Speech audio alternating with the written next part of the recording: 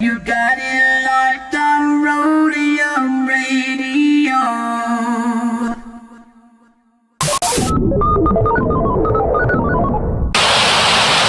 Hey Tony, drop that. What please? I bet. Dr. Dre in the place to be. Co-rockin' shit with my homeboy Steve.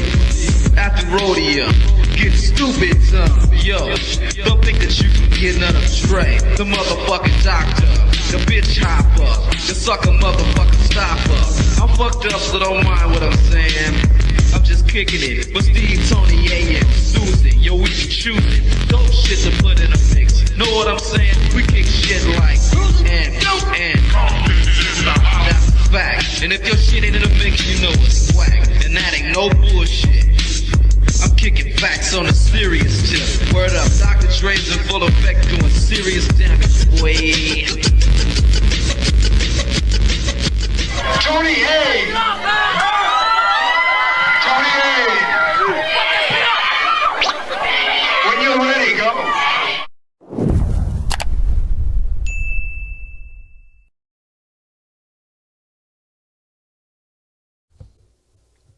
Welcome back, everybody, to Roadium Radio, episode 141.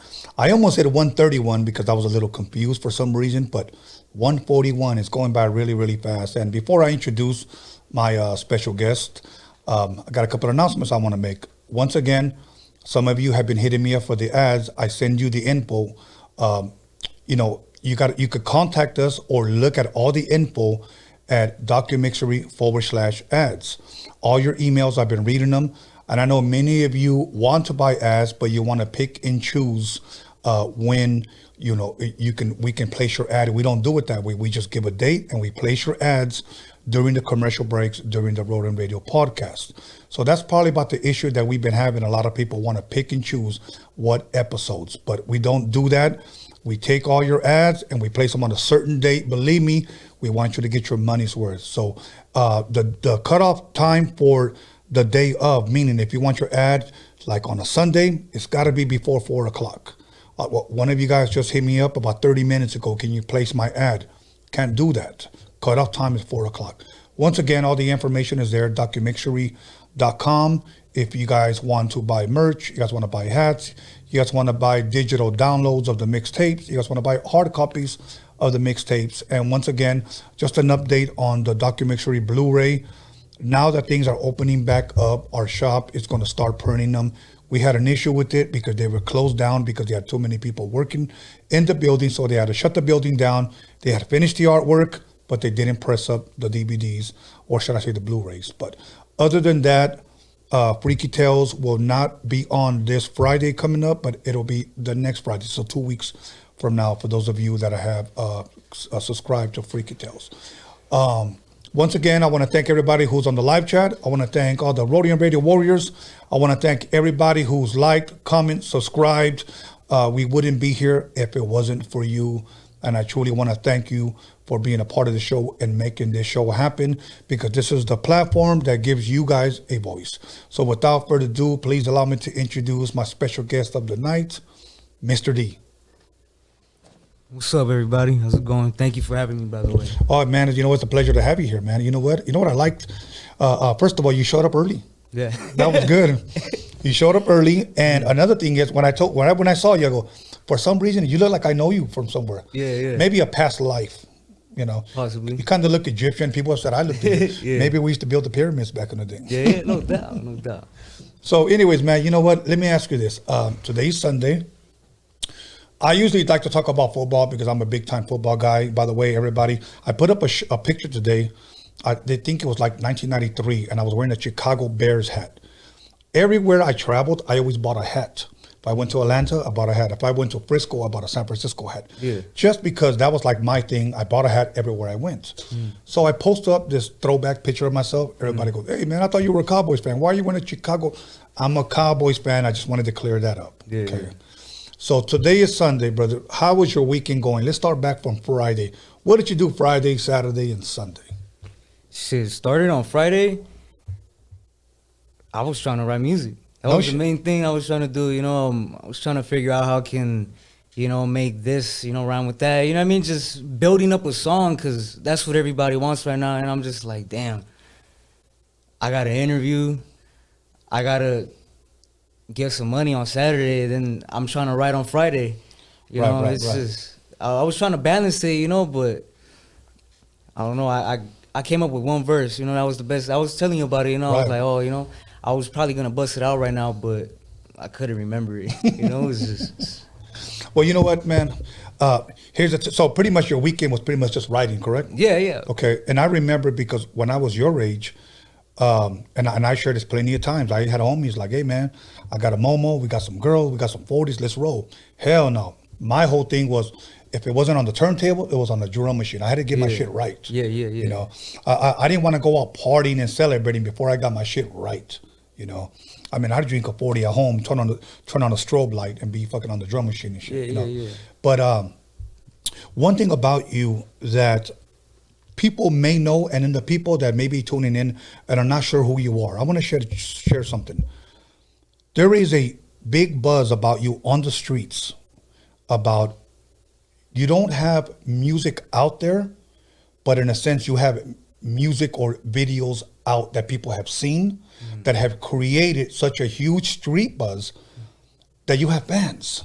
Yeah. Now, that's rarely seen, at least in my opinion, that somebody could say, hey man, do you have anything on Spotify? Nope. You don't have nothing on none of the platforms? Nope, but I got stuff on my Instagram and my YouTube. Yeah. And really, that's it? Yep. And you have such a big buzz. And that's a good thing. Yeah. That's a really, really good thing. So that's kind of a mystery that people have been asking. What does he have out? You got to tune in and find out. And all your videos, I looked on your Instagram, they're all like 24, 25, 26,000 views. Yeah. That's crazy, a good thing. Yeah, it's crazy. And your page is private. That's the crazy part. Yeah. They tell me all the time, it's like, how do you do it? And how do you even get people to even follow you? I'm just like, I don't know. Whatever attracts it. If it's gold, it will sell it itself. It'll sell it itself. One thing, looking at your page, hearing you rap, I read this a long time ago, and I believe I could use this in your case. Whenever there's a fire, if there's a fire down the street, everybody's going to see it. Yeah. Okay. I don't have to make flyers and post them up on the tree and say, look, everybody, there's a fire. Yeah. People see it. I don't have to announce it. Yeah. And right now, your page, your music, your videos, it's fire and people are seeing it, So what I said was like, let me reach out to this guy, because I want to shine light on this guy. I think this guy can go to the next level, Like, for an example, if you can kind of shed a little bit of light, what are people saying to you? Like, what are some of the props or some of the comments that you're getting, as far as your music? I mean, I guess the best compliment that I got was being on a level similar to Tupac. You know what I mean? And it's not necessarily about the songwriting part. It's mainly like the cadence. You know what I mean? Like the way I structure my lyrics. You know what I mean? Like people are like, oh, that's poetry. Like that sounds like Pac. It sounds like this. And I'm just like, well, I mean, that's a good compliment, I guess. But I mean, the best one that I'm hoping I get is, well, like, damn, I wasn't expecting that, That's what I want to hear, But most people, they'll be like, oh, yeah, I thought he'd say that. Yeah, I'm going to say this, and I've only said this. You're the episode 141. And I would say that maybe 4 people that have been on here that whenever I posted up their flyer on my Instagram, Facebook, and even on the community on YouTube, there's only a few people that have never gotten any negative comments. And you were one of them. Really? Honestly, not one negative comment. Damn. The last one that I could remember is a guy named Duende, raps English and Spanish from Las Vegas. Yeah. Okay. Nobody said anything about him. Everybody was like, wow, that guy, is dope. That guy this. Yeah. With yours, the comments were all, the next one to blow, he's fire, bars, fucking dope. And it was just like compliment after compliment after compliment, and DMs and inboxes, telling me that he's the next one. That Thank you for putting him on. Thank you for shining light. You know, let's push him. Like, you really have people behind you right now. And let me tell you something. And I'm 100 when I say this. I'm not one to gas anybody up, because I don't sit here and lie to people. I've been in this game for such a long time, and I've known people that were very, very talented. And I thought that they were going to be possibly going to take this game to the next level, but they didn't have the right head on their shoulders. And within months, that fame, if you will, that popularity, it died down because they didn't have a good head on their shoulders. You know, so throughout this interview, if I can give you or pass along some nuggets or of wisdom, and you can apply, you know, yourself to them, you know what? I hope you do, and I hope, you know, you succeed and you go places, you know, because ultimately that's what this platform is created for, to shine light, especially on young artists like yourself. Now, you know, let me ask you this. Where originally are you from? Like, where did you grow up at? I grew up in North Hollywood in the San Fernando Valley. Okay. And you pretty much been there your whole life? I moved there, but it was pretty much my whole life. I was been there, you know. Pretty much learned what the definition of concrete was, you know, in that city, you know. Yeah, okay. I know a lot of people from out there, man. You come from a big family, like you have a lot of brothers and sisters? I actually don't. My family's relatively small, you know. Just let's say like the average household, you know, like, you know, okay. Mom and dad, you know, one sister here, you know, that's it. Okay. And now let me ask you this, because this is the question that I ask everyone, and I myself learn a lot from this question from the artist. Growing up at home with your mother and your father, like, what type of music would your mother, what type of music would your father play as a kid growing up? Oh, see, I got everything from either my mom or my dad, but I feel like I got it from my dad. See, my dad was well, he still is, you know, he's still alive. He's heavy in the rock, you know, and okay. You know, me being the type that always tries to, like, you know, like, oh, I like how that sounds, so let me, you know, try to see what else they got, you know, kind of led me to other artists, you know, and I just slowly started growing from rock. I started from rock, you know, and fucking he started playing some 80s music, you know, which was Roadium. Right. And then he started playing JJ Fad, you know, and Run DMC, you know, people like that. And I'm just like, damn, like, what is this? You know, it sounds exactly what music has to sound like, you know, like, it just sounds genuine, you know? Yeah. So going to my mom, she gave me a similar experience, except it was in Spanish, you know? So it was one artist that stood out to me was Juan Gabriel. Oh, hell know? yeah. And that was one person I vowed to not be if I ever drank.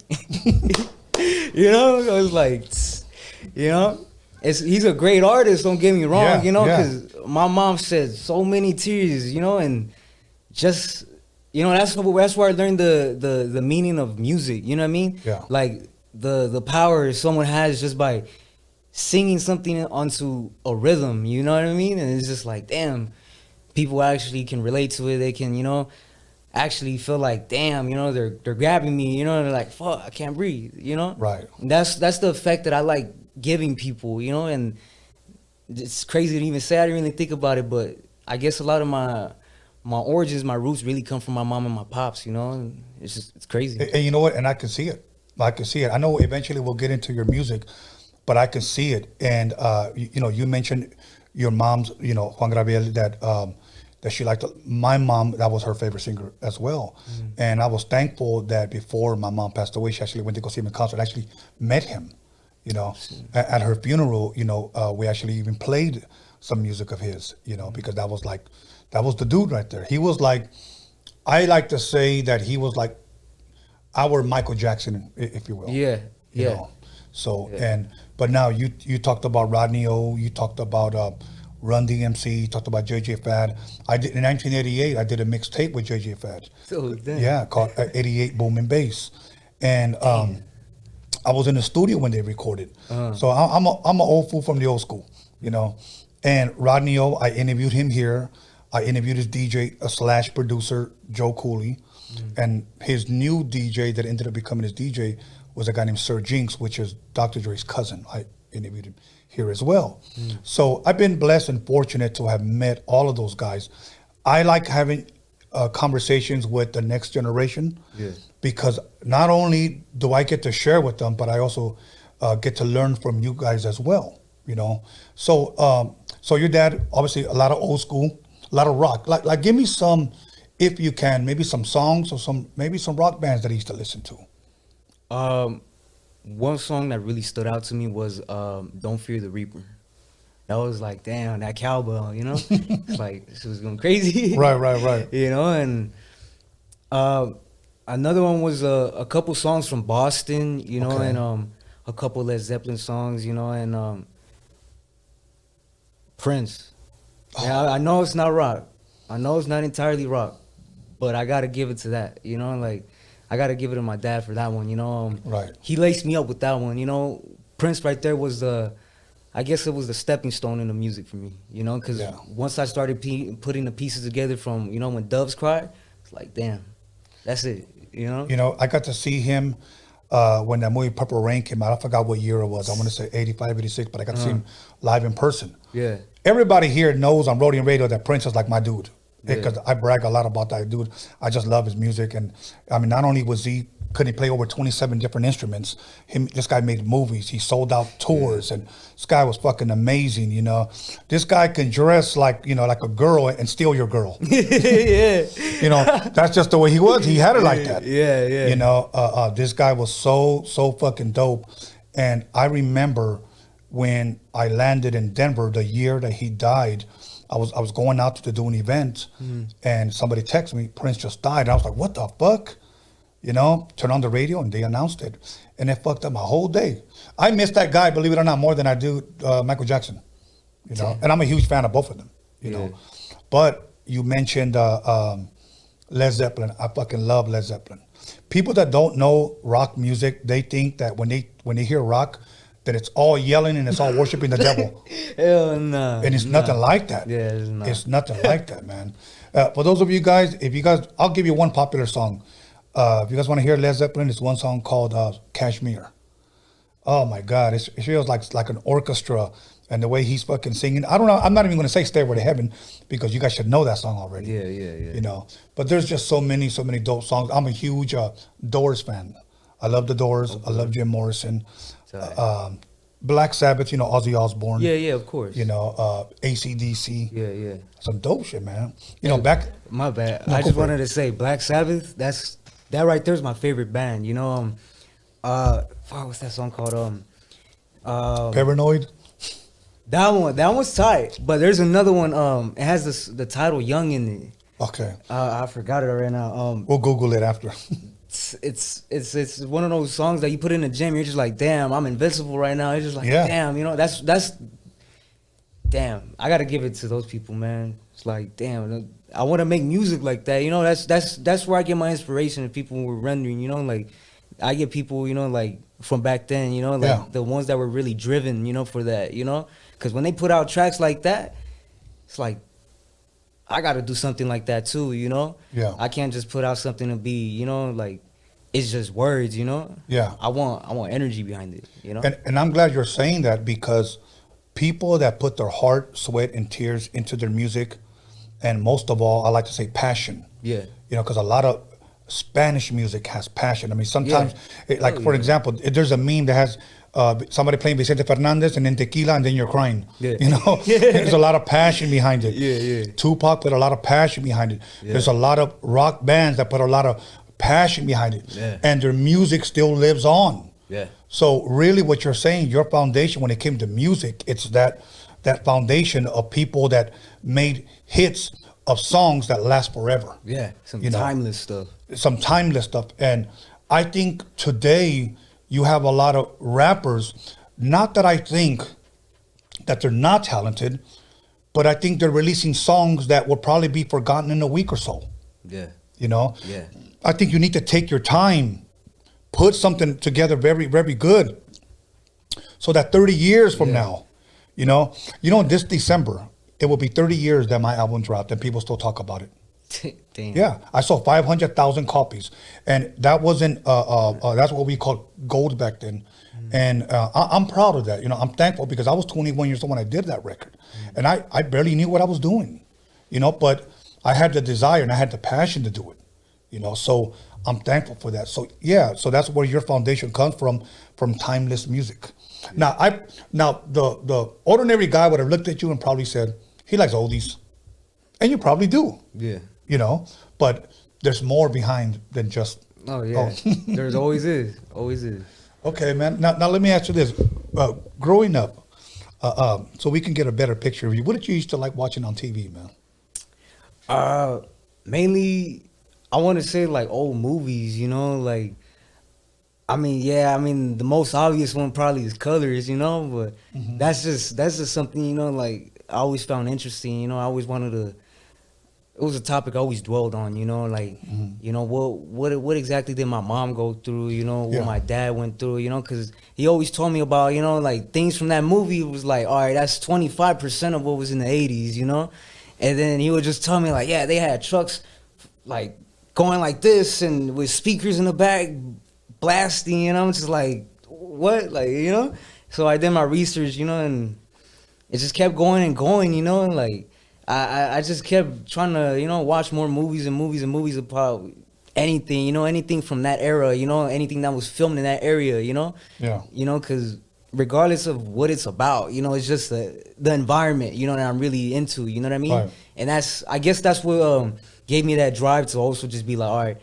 I got to stay in the house and not cause trouble, you know? Just, let me learn a little bit, you know? Right. You know? But that's good because you're actually learning from not only old music, but also old film. Yeah, you know, exactly. That's a really good thing because, believe it or not, people may not know, people that have never rapped, like I've never rapped, we try to understand where your passion, your drive, your lyrics come from. And it's stuff that you grew up with, stuff that you experienced, stuff that you have seen, and you implement that in your music. And then that's what people gravitate to.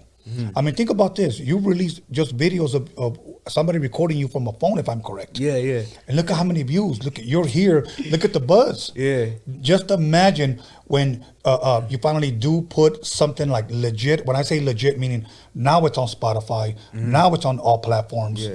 It's the sky's the limit. Yeah. You know. So, but now let me ask you this. Growing up, did you play any instruments at all?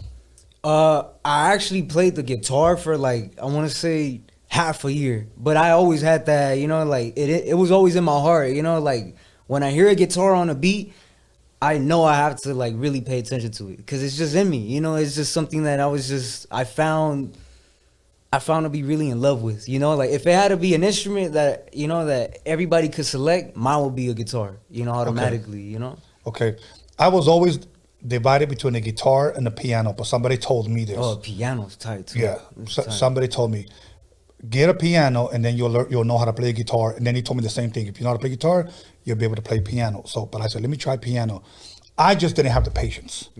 Honestly, I'm a man of little patience. I get road rage and, you know, all kinds of shit.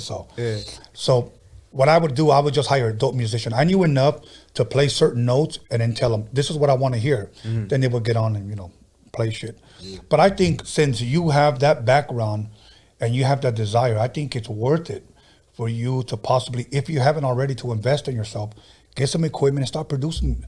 Because nobody's ever going to be able to put into music what you feel in here. Yeah.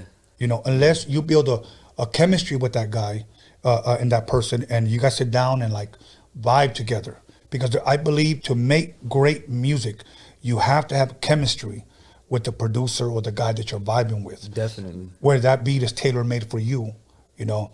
And I believe that's what's missing for music today. I mean, there's guys, I'll email you 20 beats. Yeah, I get that a lot. I get, say like 10 beats almost every week, you know what I mean? Like from different people. I'm just like, I don't know, you know. I need something that sounds like this, but when I tell them, you know, they send me something that sounds completely, you know, like different, you know. But right. I tried looping a couple things. A couple of songs that I did, they were all looped, you know. Some I looped myself. But I don't know. I mean, I want to be like, I want to put that on Spotify, you know, like just a little loop version of it. But I'm gonna get hit with a lawsuit, you know? Yeah, you will. You will, especially today. You know, back then I sampled a song called that oldie "I'm Your Puppet." Yeah. We did a song called "I'm Not Your Puppet." Okay, but since we were on a major label, they cleared it for us. But I'll tell you exactly. This is 1991. We had to pay them $5,000 for the usage of that sample. Now, you know, and believe it or not, even though it was a lot of money, it was kind of love, because I've known other guys that I won't mention that use oldies, and they had to pay about $20,000. You know, so then we sampled Billy Stewart, "Sitting in the Park," and we did a song called "Sitting in the Park," and that one was another $5. So as long as we can keep it from there, you know, we were good. And I was just sampling a lot of oldies because I was just barely learning how to produce, you know. But we sampled a song called "Mr. Big Stuff" by Gene Knight, and that shit came out fucking knocking.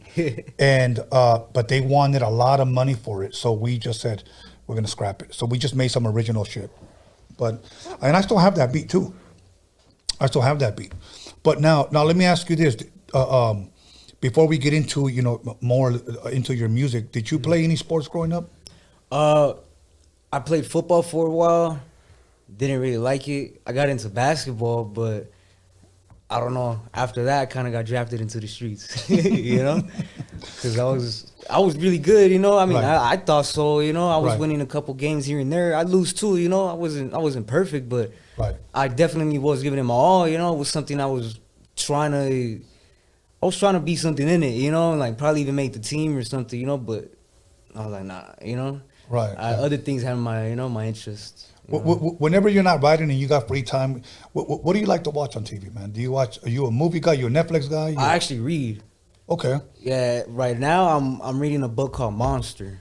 Okay, what's that about? Fill us in case somebody may want to pick that up. It's a book, basically like sort of the development of a LA gang member, and that'll be Monster Cody. I don't know if you heard of him, but basically he's just goes from the ground up pretty much. You know, is how in elementary school dude would get bullied, you know, and then he had these second thoughts, you know, getting into a neighborhood, but it's just the fact that they took his money, it pushed him into that direction. You know what I mean? Yeah. So it led from one shooting to a robbery to, you know, funerals here, you know, a war there.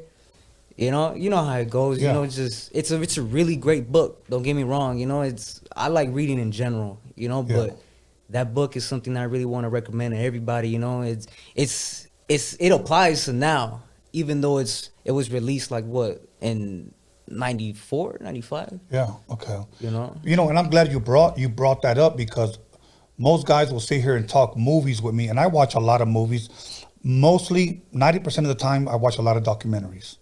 I love watching documentaries, especially like a lot of shit that has to do with like autopsies, forensic files, a lot of murder mystery shit. Yeah. But in my room next door, I have at least about 1,000 books in there.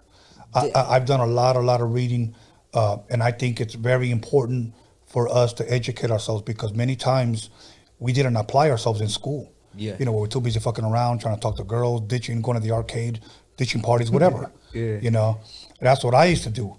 But now I chose around the age of 22 years old when I started picking up books. And I found them so damn interesting. And then I realized how smart I was. And I'm thinking, I wonder how smart I could have been in high school if I would have just applied myself. Yeah. You know, but I'll tell you one thing that somebody asked me. Somebody said, can you define gangster? What's gangster to you? And you know what was the first thing that came to my mind? Then you can give me your definition. I said, intelligence. That's what I said. Give me your best definition of gangster. Well, I can't really top that. But I mean, the closest that I can get to is responsible. You know, because at the end of the day, we all got to handle something, you know? Yeah, absolutely. We got to be, not only, we got to be responsible to ourselves, you know. I brought up that you were here early. I had a guy here that, the guy, let's just say the guy is rich. I interviewed him here. I won't say his name out of respect for him. The guy is rich, and he showed up an hour early one time. And I said, wow, you're early. You know, not that it bothered me. I was impressed because this guy didn't need to be early because of who he is. Yeah. And he said like this, he said, because I respect you. He said, and I respect myself. That's what he said. He could have showed up 30 minutes later and he could have said, you got to put up with me because of who I am. But he didn't. And you know what? That showed not only that he had respect, but he was also responsible. He said he would be here on time, and he was here on time. And I truly respected that. And I think that's what's lacking a lot from this new generation. A lot of this new generation doesn't care. Sad to say you're a part of this new generation, but I almost see you like you're an old soul. I think that's why maybe our souls recognize each other. And I say, well, I know this guy from somewhere. It's weird though. But anyway, here's what we're going to do. We're going to go ahead and take a break. We're going to come right back after 10 minutes and we're going to pick up right where we left off. All right, cool. All right, cool. Okay, everybody. So once again, make sure you call somebody, text somebody, slap the shit out of somebody, let them know that Mr. D is in the motherfucking building. We'll be back in 10 minutes. Don't fuck around. It's getting good.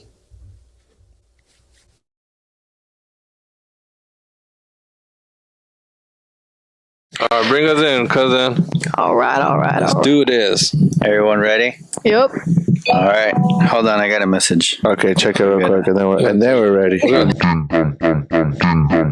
up in the fucking building. Oh shit, my microphone went down. But anyways, The process of reinventing who you are never ceases. For you to become that person, you can't listen to other people. Like I tell them, it's not a dream, it's a plan you put in motion. You constantly throughout life have to reinvent yourself. You're gonna go through some shit. If you're gonna do it, go all the way. Don't stop. Believe in yourself. Hard work, that's all it is. I would just say if you got your heart on it, just give it your all. Make sure that the message, whatever you're saying, it means something. It means something and it'll impact everybody in a positive way. It'll give people the strength to keep going. You gotta always have faith in yourself. Don't listen to other people. Listen to yourself. subscribe to something dope. Be ready for all this shit. Be ready, everybody. You've been warned.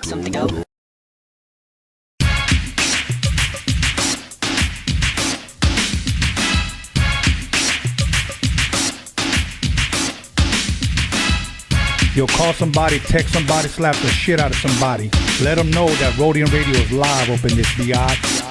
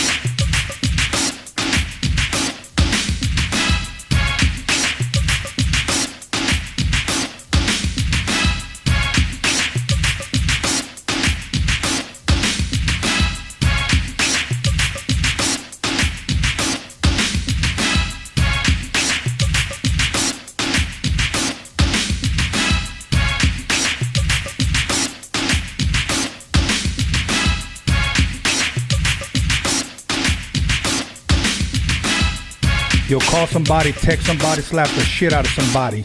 Let them know that Roadium Radio is live up in this biatch.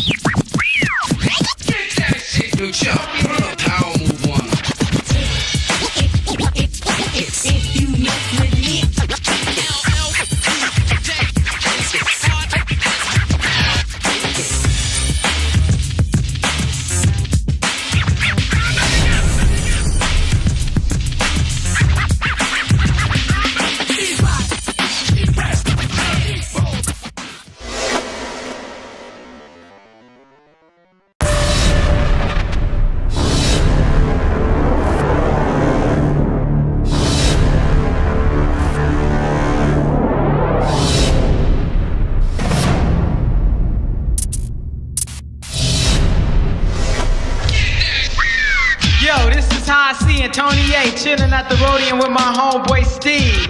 Be on the lookout for our new 12-inch, the shit is dope. Yo, I like to say what's up to my homeboy Dre, my homeboy Prince of Jazz, and the girls with the big ol' ass. So Trip, I'm about to bust one more time to let y'all niggas know just what's on my mind. In the morning, police at my door. Fresh Adidas squeak across my bathroom floor. Out my back window, I make my escape. Didn't even get a chance to grab my old school tape. Mad with no music, but happy cause free. And the street to a player is the place to be. Got a knot in my pocket weighing at least a gram. Get you, Dre. Just did 1 2 1 2. Right about now, Easy E and Dr. Dre's in the motherfucking house. Times are getting crazy. It's really hard to choose it. The Roadium's a spot to get funky, fresh music. Easy motherfucking E and my homeboy Dr. Dre. MC Ren is in effect, and you know we don't play. The Roadium is hitting, but you know you can't leave until you get a deaf ass tape from Steve. Oh Steve, oh Steve, oh Steve, just give me just one more tape. Oh Steve, oh Steve, oh Steve, just give me just one more tape. Oh Steve, oh Steve, oh Steve, just give me just one more tape. Oh Steve, oh Steve, oh Steve, just give me just one more tape. Yeah, man, I came all the way down to the Roadium spot meet, man, to pick up one of them NWA tapes, man. And I talked to homeboy Steve down there, man, and he said I'm fresh out of tapes, man. How the fuck you fresh out of tapes, man? He said cause they selling like hotcakes and shit, man. That's my man going down. Hey, Mom, what's for dinner?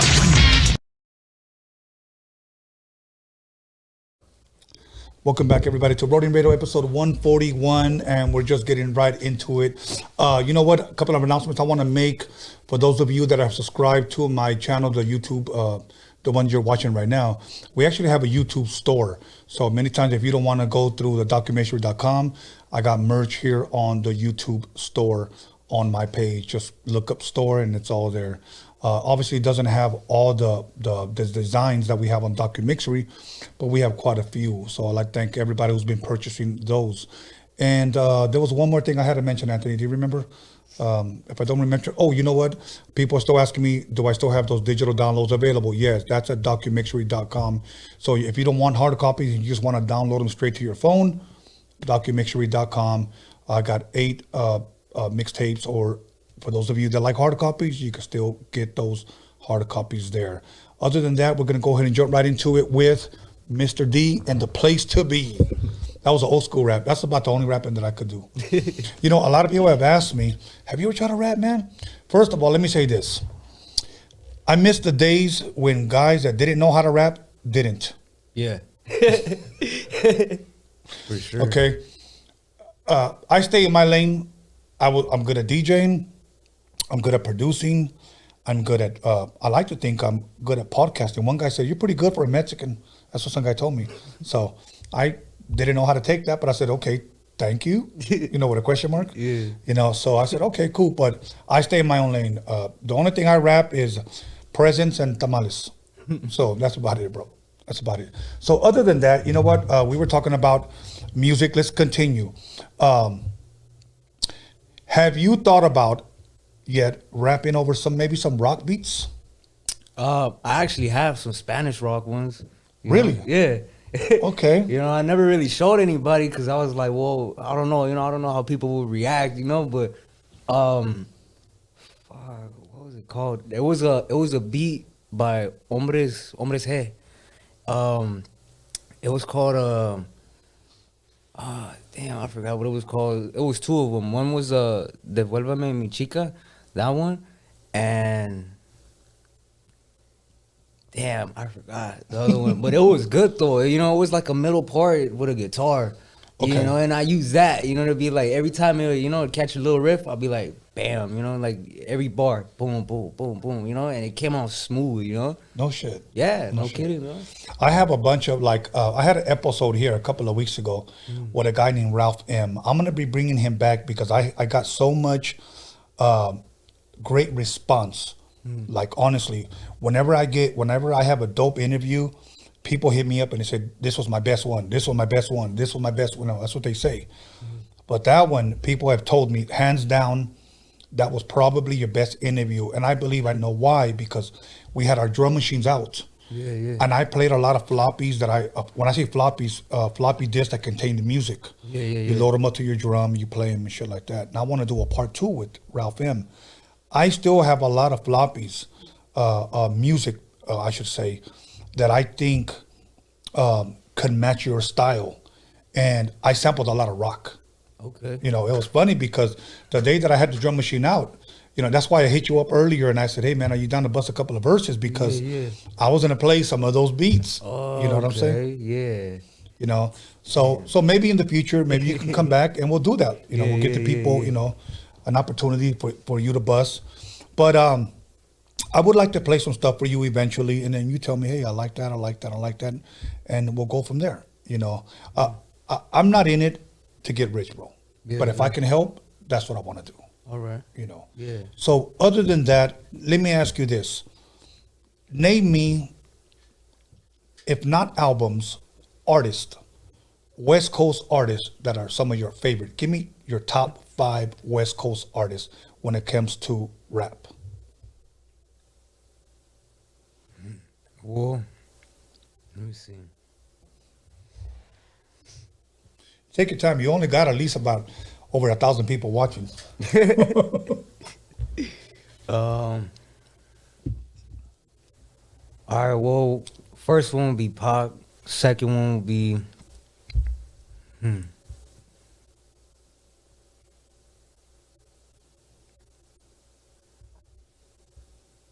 I gotta give it an easy. Okay. And then the third one is the one that's kind of, you know, kind of gamblish. Okay. I'm in between Snoop. I don't know. I want to say DOC. Okay. You know, but it's just like, damn, you know, all these three people that I'm like, you know, that I named so far with DOC, they all, you know, contributed something that kind of sprouted something, you know what I mean? Like for Snoop, that flow, you know what I mean, on G-Funk, you know what I mean? That right there, you know what I mean, started a whole wave, you know, that, you know, and not a lot of people recognize that, you know, they're just like, oh, you know, just Snoop. But when you hear his voice, you're just like, oh, that's Snoop, you know what I mean? Yeah. And that's something people don't realize, you know, that's the amazing part about him, you know, like he became sort of like an icon, you know what I mean? Yeah. Like on Mount Rushmore, you know what I mean? Yeah, yeah. He is right now, at least in my opinion, and probably not just my opinion, but in people's, you know, facts, that he's probably the most famous rapper right now still alive. Yeah, yeah, you know? For sure. So give me one more. Let me see.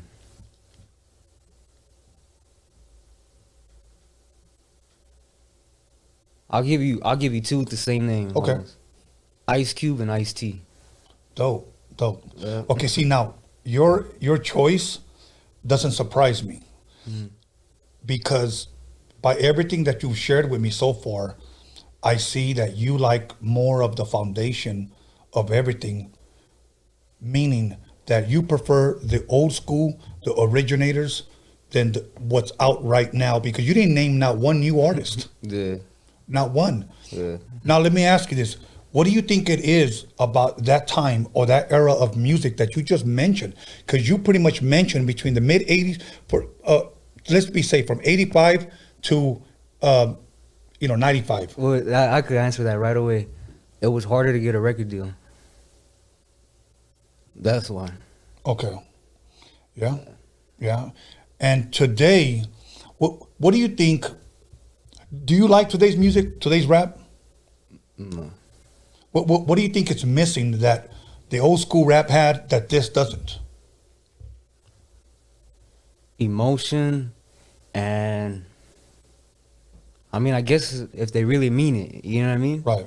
Most of the music that's out right now is just music, you know what I mean? Something you put in the background, you know what I mean? Something you're just getting high to, you know what I mean? Not really paying attention to, you know?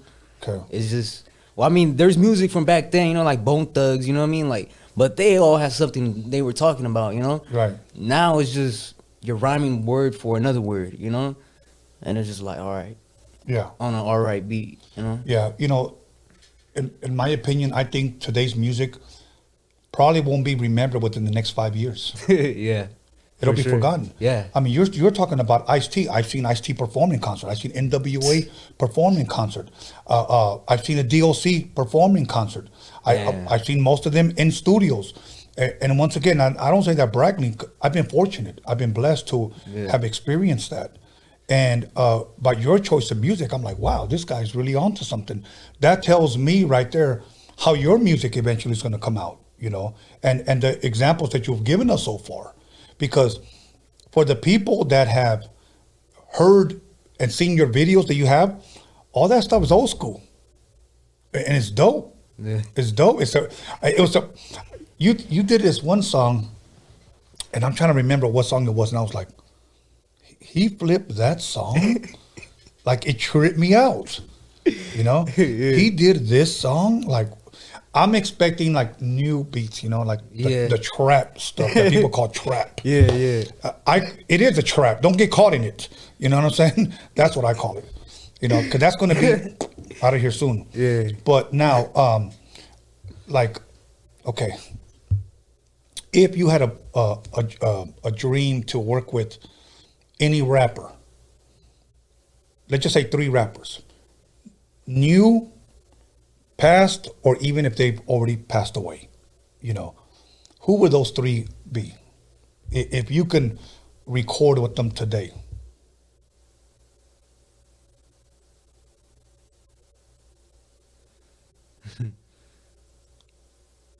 Well, first one will be Pac.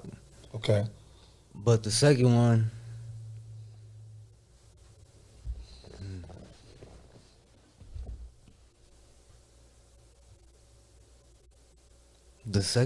damn.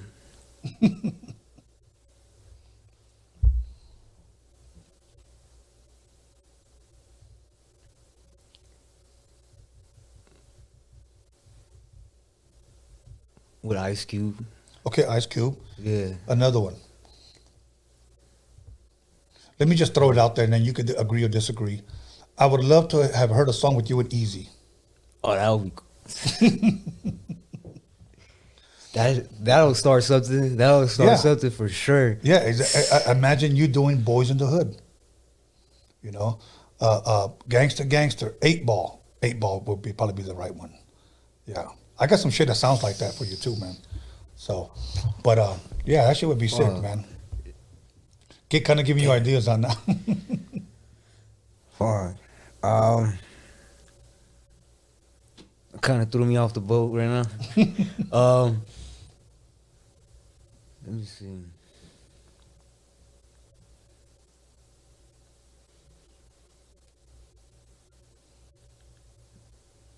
Man, I can't think of nothing. Right? There's just too many people. I mean, for sure, I want to work with KRS-One. You know, that's just somebody I want to get to. You know, but I don't know how far I'm from his level. You know what I mean? I'm just like, damn. Damn, Biggie would be tight too. Yeah. Okay, well, get back to me on that one. I'm glad you brought up KRS, Biggie, because that was my next question. Are you a fan of East Coast hip hop? Oh, most definitely. Okay. It's funny you mentioned KRS-One because that's my favorite rapper. KRS-One, and then and I put him, you know, neck to neck. KRS-One, Rakim. Yeah. Okay, I like those 2 guys. Probably to me, that's what I call the epitome of hip hop when it comes especially to East Coast boom bap. So now, give me at least 5 East Coast artists that you like. That's my shit right there. Nas, KRS-One, Biggie. Let me see. Big Pun was another one. Damn. When it comes to ranking them, Big L too. Okay, Big L. Yeah. Yeah. Wow. Okay, now I ask a lot of people this question. Here you have Life After Death, Biggie Smalls, the double CD. He came out in 94, if I'm correct. Mm-hmm. Pac dropped his album, All Eyes on Me, double CD. Yeah. If you had to choose, which one was better? For me, that's an easy question. Okay. You know what I mean? It gotta be Tupac. You know? Okay, it's Tupac. Yeah. What do you think it was about him that over that album? Because they were both fucking dope ass albums. Yeah. The only thing is, damn, there's just too many songs on Tupac's album that you could just play every day. You know what I mean? It's just like, that was me 5 minutes ago. Right. You know what I mean? Like, it was just something, you know what I mean, that made his kind of, it transitioned more into reality almost, you know what I mean? But into sort of song titles. Right. You know what I mean? So that's how I looked at it, you know what I mean? Like, when I'll play All Eyes on Me, I'll bust that out in traffic, you know what I mean? And, you know, like, it's just something about it, you know what I mean? Like, every second, you know, it's a moment of your life. I mean, that's how I look at it. Yeah, you know? Yeah. Give me, if you can, favorite Tupac song. Shed So Many Tears. That's my favorite. That's crazy. Yeah. Okay. Biggie's, if any, favorite song. That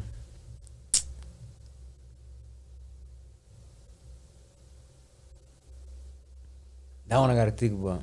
Okay, mine is Give Me the Loot, Give Me the Loot. That's my shit right there, man. So. Shit. I gotta go with Notorious Thugs. Okay. That one was clean, you know. Yeah. That one, they killed it with that one. Yeah. You know. You ever been to New York? Nah, I never traveled out.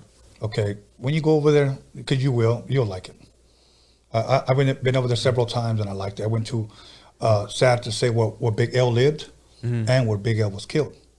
I went to Biggie's house. Yeah. I went where hip hop started in the Bronx, where Kool Herc lived. It was Yeah, the first yeah. hip hop party For there. real? Yeah, I've been there. Oh, man. that's tight. I had to because I'm a hip hop head, man. I love hip hop, man. Yeah. It all started there and it trickled over here, and I believe we just took over. Yeah.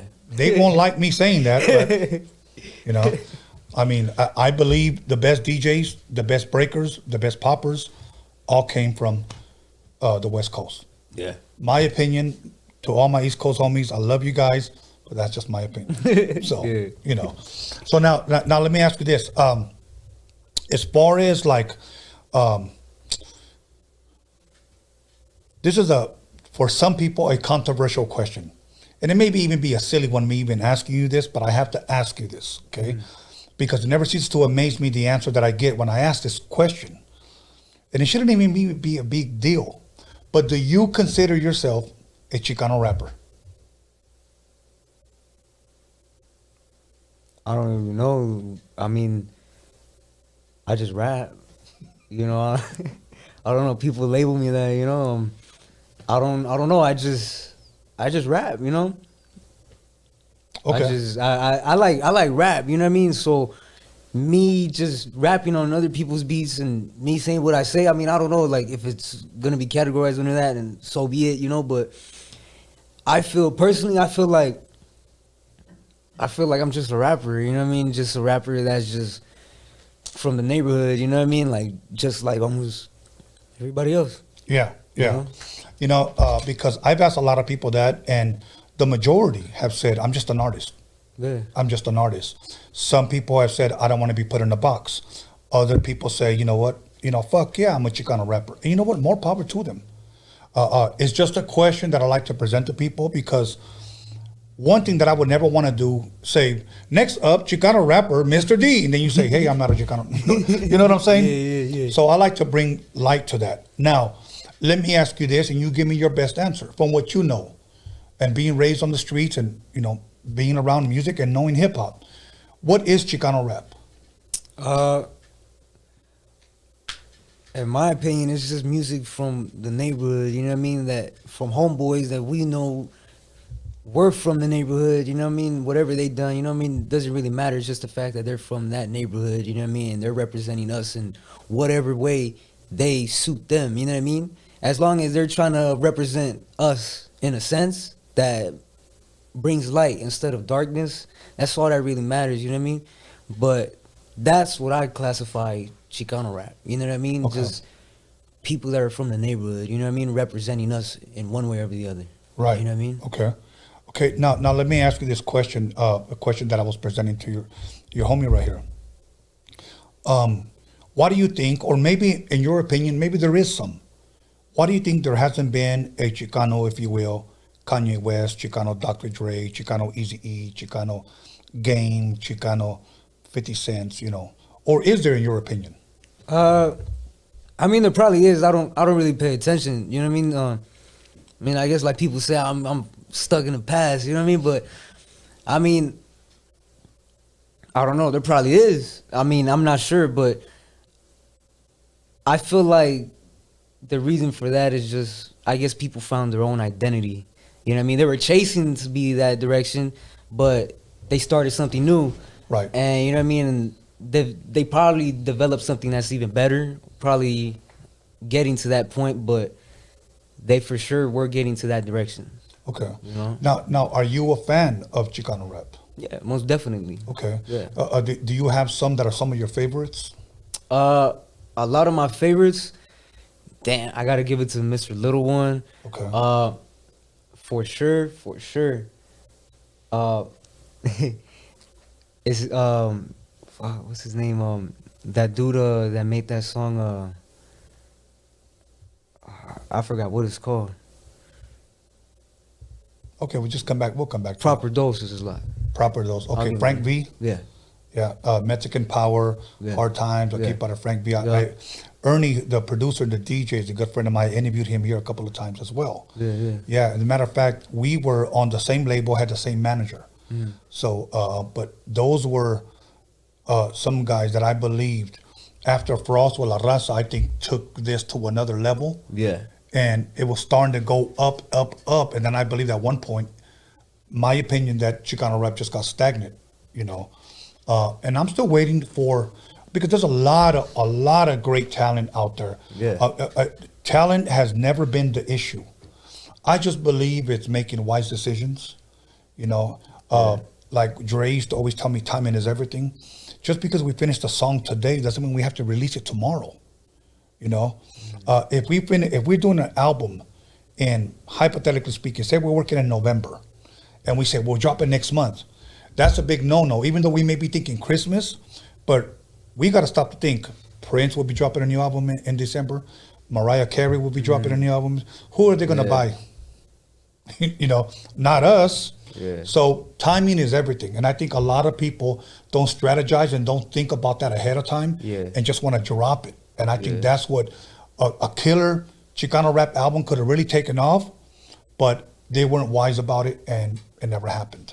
And I think sometimes that's what has happened. And dropping a lot of mediocre songs and just to have something out there for their fans. Yeah. When I would rather take my time, create something that's going to have longevity and will be remembered 30 years from now. For an example, you mentioned Proper Dose. Yeah. You know, that was 1993, 94. Yeah. I didn't even know it was that far. Yeah. Thought it was actually a little earlier. Yeah, no, but for a long time, you know. And, but it's wild though that you like a lot of that old school music. It's like you're pretty much right there. But I think that's a good thing, man. I think that's a good thing. You know who was actually really good too? Was Brownside. Yeah. Brownside was, I think they were the ones who really inspired a lot of people, you know, from the neighborhood. I mean, they definitely inspired me, you know. The main song that I really bumped from them was Life on the Streets. You know, and damn, that sample was just like, damn, you know, once I heard that, I was like, all right, I could probably rap on damn near any beat, you know? Right. You know, because, damn, that's another thing, Houdini. Yeah, you went from Brownside to Houdini. Yeah. Now let me, as a matter, you rap two friends. Yeah. That shit, that's wild. Okay, now you mentioned Brownside. Out here in Wilmington in the early 90s, there was another group called Brown Pride. Okay. They were Brown Pride from out here. But Brownside, I interviewed Wicked here, one of the last living members, because I know Danger passed away and Toker passed away, and then I interviewed Clever, Toker's brother here. And then, you know, other guys that recorded with them, like Rich G, he did a lot of hooks for them. God, what's her name? I don't want Evelyn G, somebody that Toker had signed, a female. And I know I'm missing one other person, and I'll remember and I'll give you guys your props. I just hate to forget people. But I was supposed to have the Trece Boys here. That was another group that he had signed. Yeah. But they, I guess, asked to be rescheduled. Something came up. But a lot of good Chicano rap came out in the 90s, and I still believe that that's the best of Chicano rap, at least in my opinion. You know, people get mad at my opinions, I don't care. But that's the best. Now, but you mentioned Little One. I think he's a great rapper. Yeah. I think Mr. Shadow is a great rapper. Yeah, definitely. You know, the San Diego produced a lot of. I think they produced like a lot of, to this day, a lot of Chicano rappers. You know, come from that region. Yeah, you know? I like Little Rob, of course. I can't forget about him. Yeah, you know, for sure. Now let me ask you this, and this is a Chicano rap question. When people think of Chicano rap, or if somebody were to ask you, who do you think is the face of Chicano rap?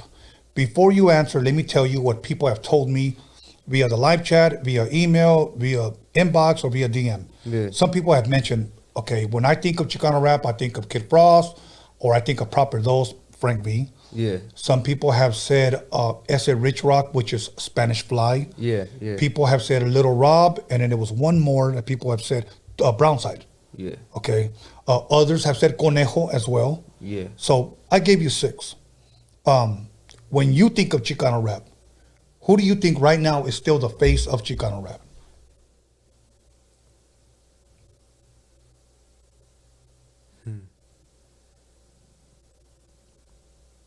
I feel like Little Rob is. Okay. You know, and Conejo too.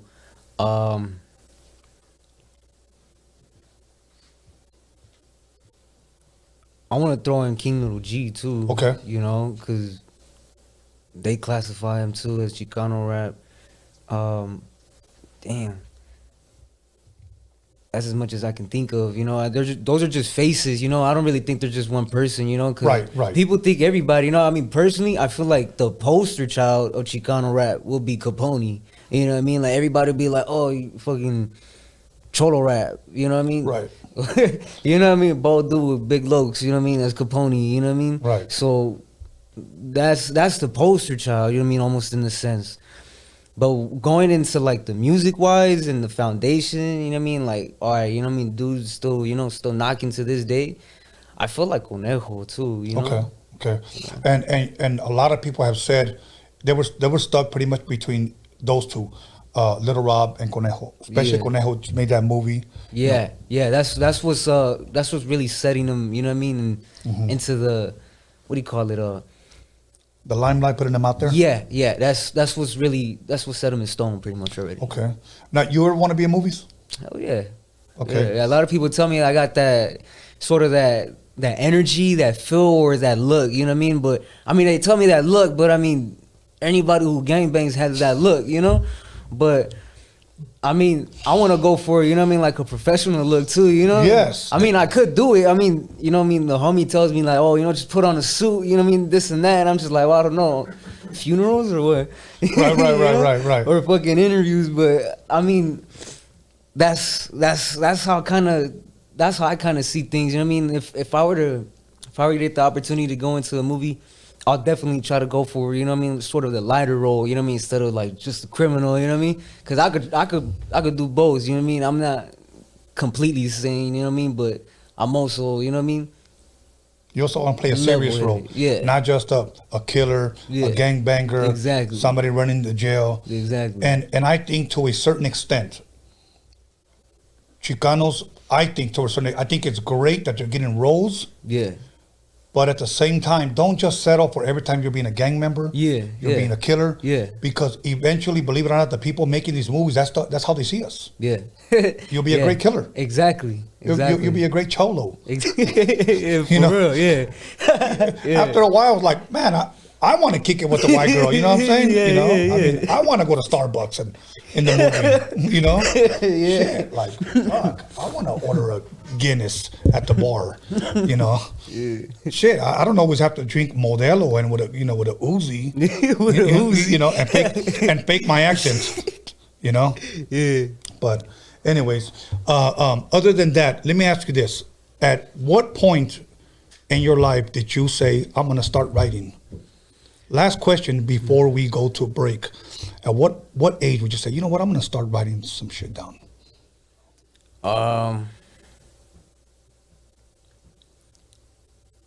You know, I can't really remember at what age, but I know for sure I started developing a passion for it soon as I got the idea to like really represent the neighborhood without having to deal with prison, you know what I mean, and like all the extra stuff, you know. So I just thought, you know, maybe I'll just pick up a pen, you know, pen and paper. But in my case, you know, it sort of transitioned into phones, you know. So I guess I want to say what really gave me that drive was 2017, 2018, around there. You know, that's when I made my page. Right. You know, I made it from a personal page because, you know, that's why I was private, you know. Right. It started from a personal page, and friends of other friends, you know, they followed me and they were like, oh, damn, you know, like they started posting me, you know what I mean? So it started going from a personal to sort of like a little underground, little like, you know, hood page, you know, and then one of them told me, oh, you know, like it'll probably be a good idea, you know what I mean, if you were to send it out yourself, you know, because we're just sending it out and you're just private. So, you know, that's when I got the idea to send it to a graffiti page, you know. Okay. And there were multiple pages. There were 3 of them. And is it fine if I say their name? Yeah. It's one of them was Lost Stars District. I think it's like A18 PR. It's like Benoit something. Mm-hmm. And A18 Placas. They're the main ones that were posting my videos, you know, because I'll just be like, oh, you know what I mean? Like, fuck it. I'll hit up the hood, you know what I mean? Like in blocks, and I'll even throw up a freestyle and, you know, and just boom, record it. And I guess what really caught everybody's attention was the fact that I'm not really doing the whole new sound, you know what I mean? So I kind of kept it, in my eyes, gutter, grimy or whatever, you know? So once I sent it in to them, they were like, oh, you know, keep doing that, you know, like keep blowing up the walls, you know what I mean? And just say some crazy shit, you know what I mean? And just be like, oh, I don't know, just send me your best stuff, you know, by the end of the week, whatever you want, dog. And I'll be like, all right, cool. Next thing you know, I sent one in and they go crazy. They're like, all right, tight, I'm gonna post this, man, da-da-da. Next thing you know, everybody's like, damn, that's cool, da-da-da, you know? And that's when my neighborhood even starts expanding almost in a sense, you know what I mean? And all I'm doing is just sitting in my hood, recording myself rapping, and now everybody's just like, oh, you know, like, you know, good and bad too, you know, but they're just like, oh yeah, you know, that dude is from Manny Locals, you know, that was representing him, you know. So that's what I really want, you know. That's what gave me that drive too, you know, like keeping that reminder almost, you know, that I'm almost in a sense carrying the hood on my shoulders, you know what I mean? But I don't know. I guess I'm just doing it for the homies. You know what I mean? That's what I'm, you know, that's how I like to see it, you know what I mean? For my family and the homies, you know? Yeah. Just get everybody in a better position than we were yesterday. Awesome, man. Well, you have a voice and you're using it. Exactly. So, and this is a platform where you can reach thousands of people, you know, and that's a good thing. That's a really good thing, especially if you ever plan to make a living off of this. Yeah. You know, because once I believe, not necessarily just Raza, but let's just say for the sake of the audience right now, that Raza supports you. We probably wouldn't need anybody else supporting us. We can take care of and support our own. Exactly. You know, and as long as you continue to give people good music, like what you said, passionate music, great lyrics, great music, man, sky's the limit, man. Yeah, you know, and not only that, I mean, it's like I was explaining, you know what I mean, to the homie too. Like, I was like, oh well, if people want to record things, you know what I mean, like, I know I'm not really doing much, but at the same time, I'm putting someone in a position where they're like, all right, I gotta move a certain way, you know what I mean, like, I gotta sort of think of a storyline with the camera, you know what I mean, and that's what I like doing with the homies, you know what I mean? Like, it's not entirely all of the homies from the neighborhood, but, like, you know what I mean? Just the homies from the hood, too, you know? Yeah. They're just cameramen, you know what I mean? In the making, you know what I mean? Yeah. And that's what I like doing, you feel me? Like, putting putting people in new positions that they're just like, all right, maybe I could do this, you know what I mean, into a job. I don't know, maybe into a career. Yeah, you know what I mean? exactly. You never know. Exactly. That's what I like. You know what I mean? I don't like knowing because sooner or later I'll know. Yeah. You Okay. know what I mean? Yeah. Okay, cool. We're going to go ahead and take a 10-minute break. I'm probably going to start drinking because I need a beer. So if you need one, just let me know. So, hey, everybody, once again, call somebody, text somebody, you know the rest. We'll be back in 10 minutes. Don't fuck around. We got another 30 minutes coming at you. I think I'm going to start rapping. Okay, 10 minutes. See you guys.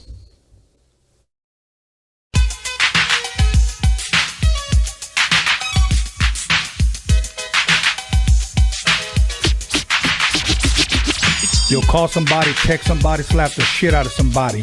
Let them know that Roadium Radio is live up in this biatch.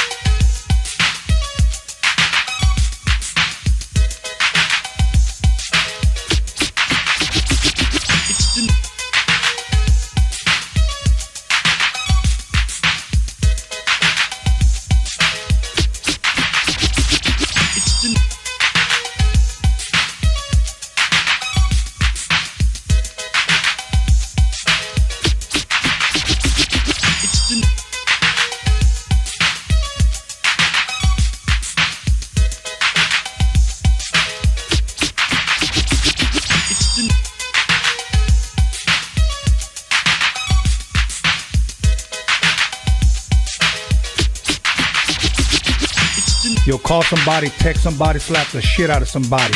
Let them know that Roadium Radio is live up in this biatch.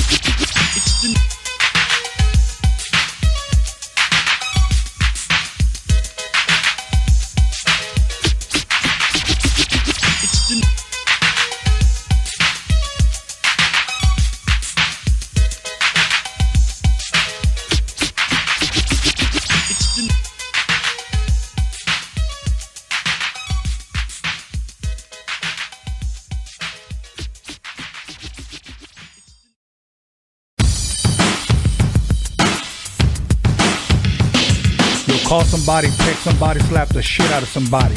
Let them know that Roadium Radio is live up in this biatch.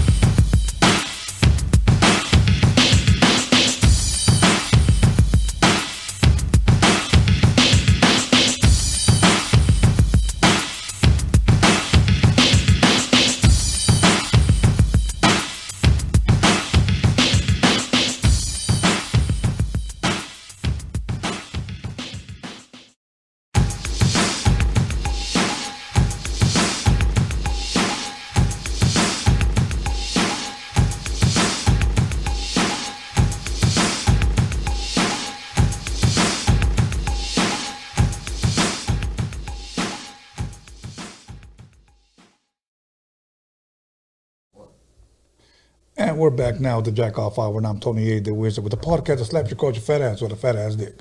And this is episode 141, and we're going to go ahead and jump naked right back into it with none other than Mr. D. I had to practice that. I looked in the mirror, said it 3 times, and then fucking Bloody Mary appeared. So, you know what? I'm going to serve myself a little tequila. I don't know if you want a shot or not. I brought an extra shot glass. It was cool. Okay. Because now you had some yerba buena outside. Yeah. So, all good. And I made myself a michelada with a green cup celebrating St. Patrick's Day. And I don't even know what St. Patrick... Do you know what St. Patrick's Day is? I don't know when it is, but I know what it is. You do? Yeah. Okay, share with us. Educate us. It's about a guy named Patrick. Was it? He once patted the trick. I don't know, bro. So, like, I don't know.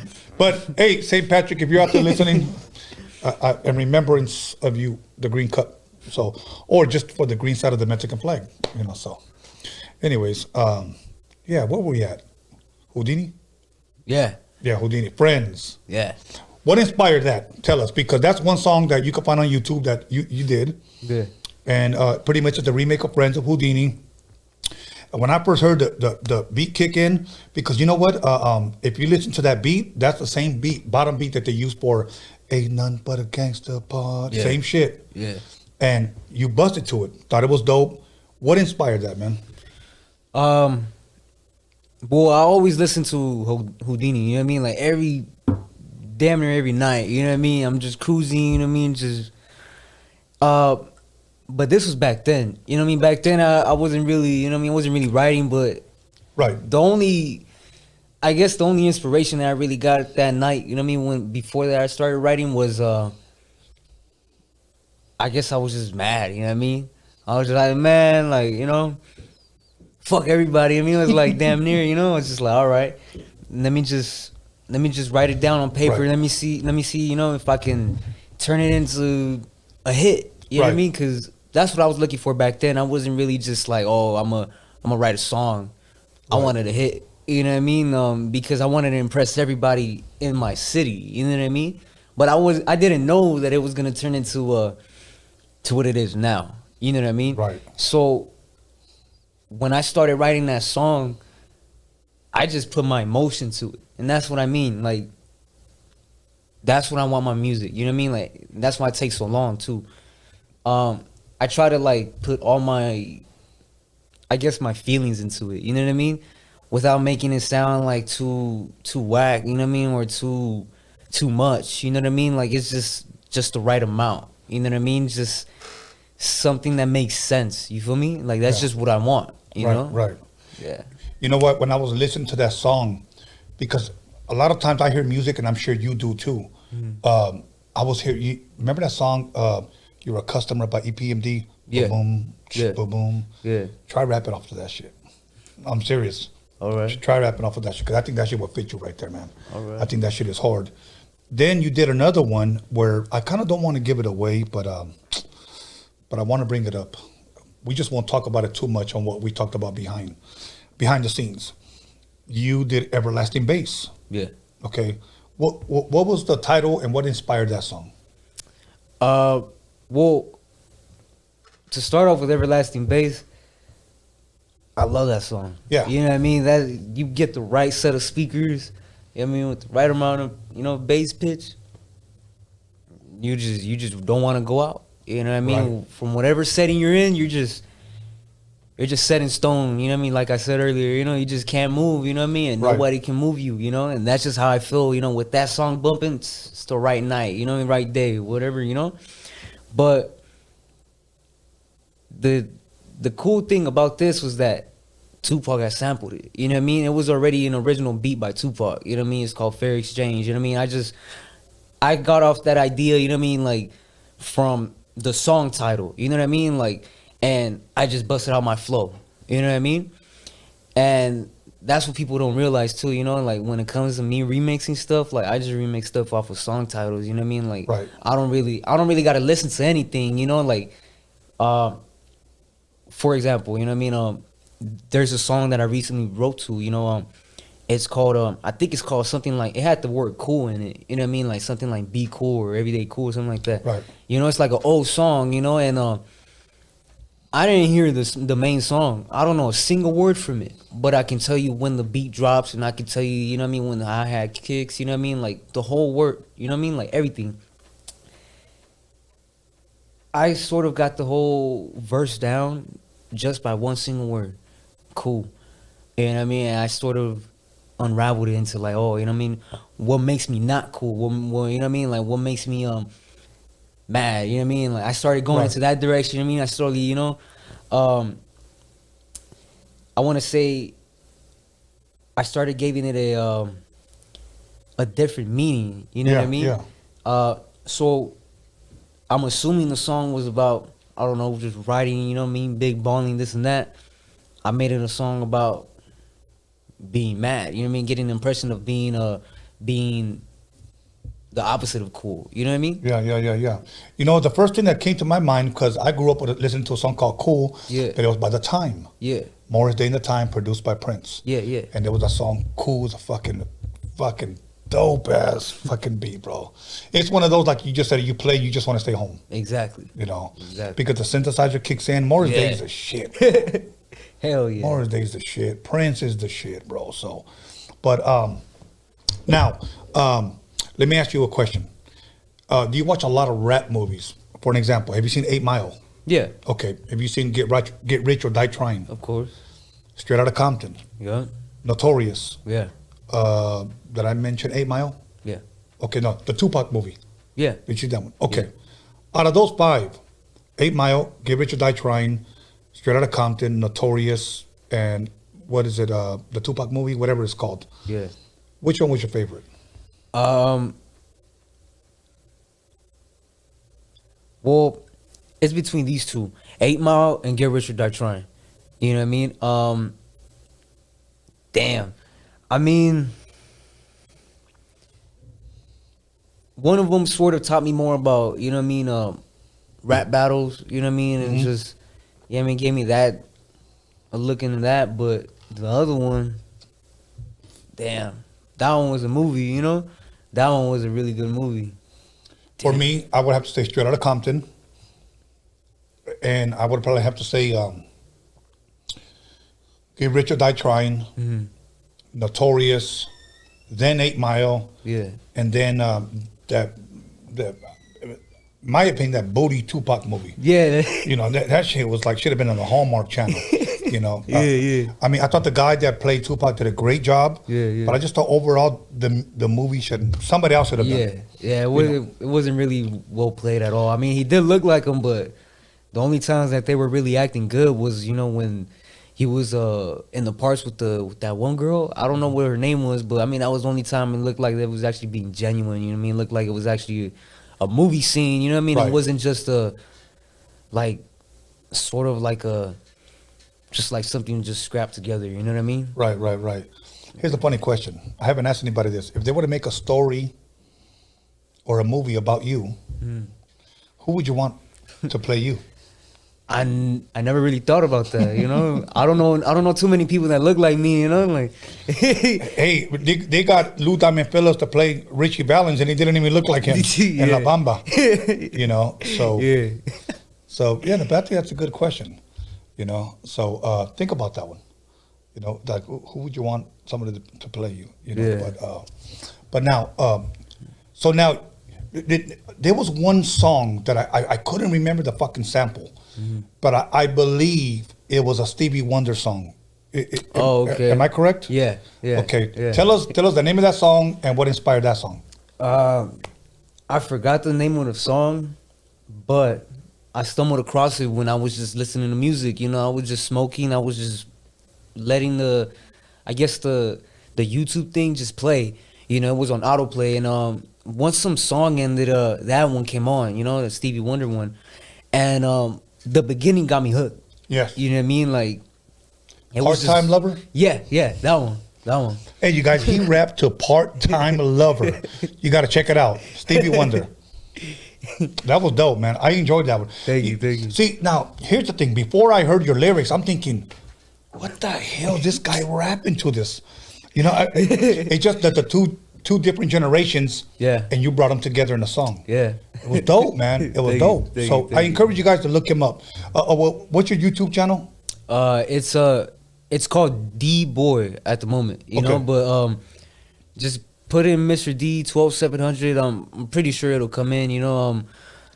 I want to say the most recent one that'll pop up is the one I just did in the sewers. The one where, you know, where it just says Diablo right there. Right. You know, that's the first one that'll pop up with my channel right there underneath it. Okay. But if not, they can just follow you on Instagram. You have some of those up there. Yeah, of course.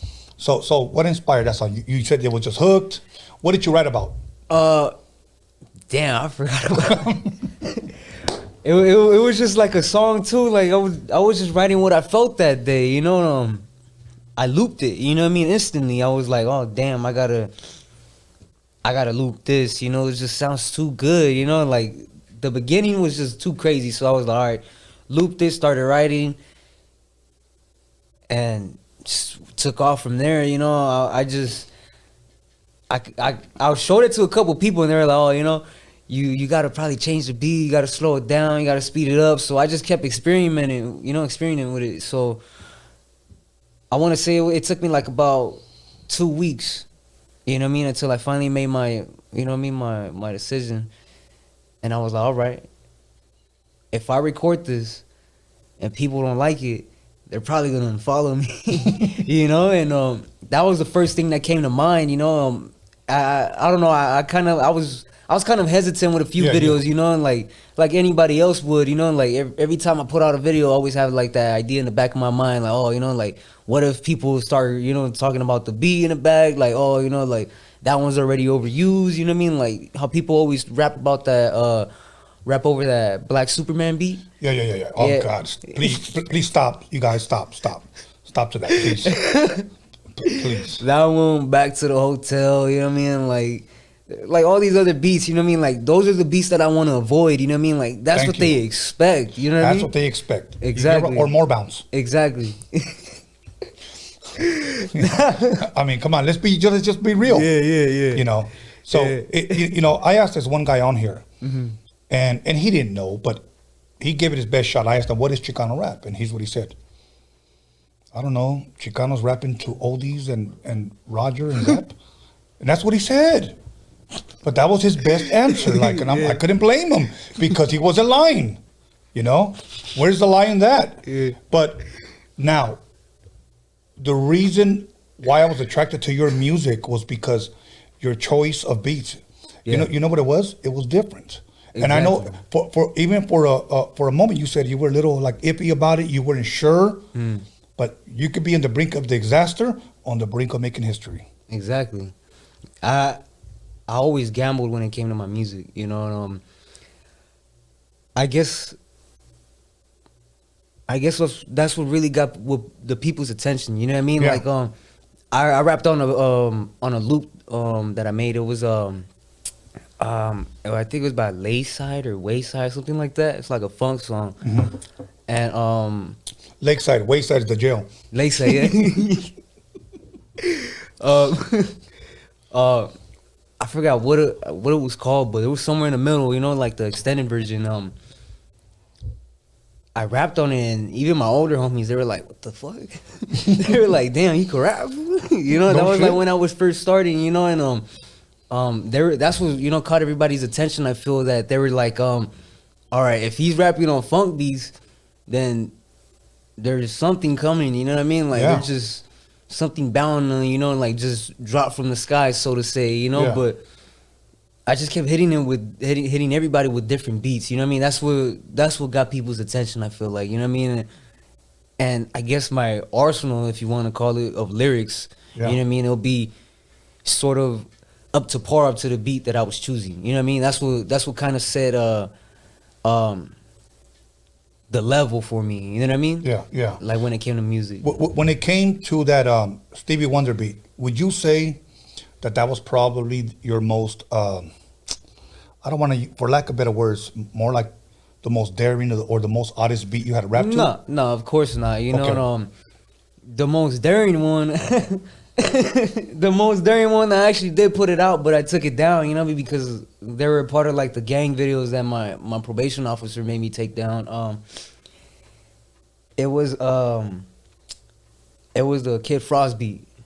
La Raza? Yeah. Okay. I filmed it in my neighborhood, and you know, like I was walking along like some block letters that I blasted up, and I was just going off on it. You know what I mean? Like everybody was like, "What the fuck?" That shit was hard. You know what I mean? Like a lot of people liked it. You know what I mean? Like I think some people hated it. I don't know. You know, nobody told me nothing, but that was the only one that I was like, damn. You know, people are probably gonna be like, you know, like damn. You know, but that was the most daring one. You know what I mean? Because there was just certain things that I was just, you know, like, it was my most gangbanging one, you know what I mean? Like, that was the one that was the most daring because of that. Let me share something with you about that, and maybe this will help you, and maybe it won't, but maybe it's just good conversation.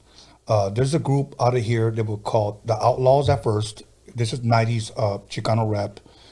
Well, they never referred to themselves as Chicano Rap, but this is what they threw them under, okay? And then they changed the name to Lawless, okay?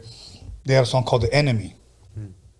Now, they came to my house, two dudes from the neighborhood, and they came to my house and they said, hey, you know what, we got this song called The Enemy. We want you to remake it. We just sampled it. We want you to replay it. I mean, I know exactly what piano they use. They use the 88 key Fender Rose piano. I knew it. I knew I could remake it. I knew I could, you know, do a dope version of it.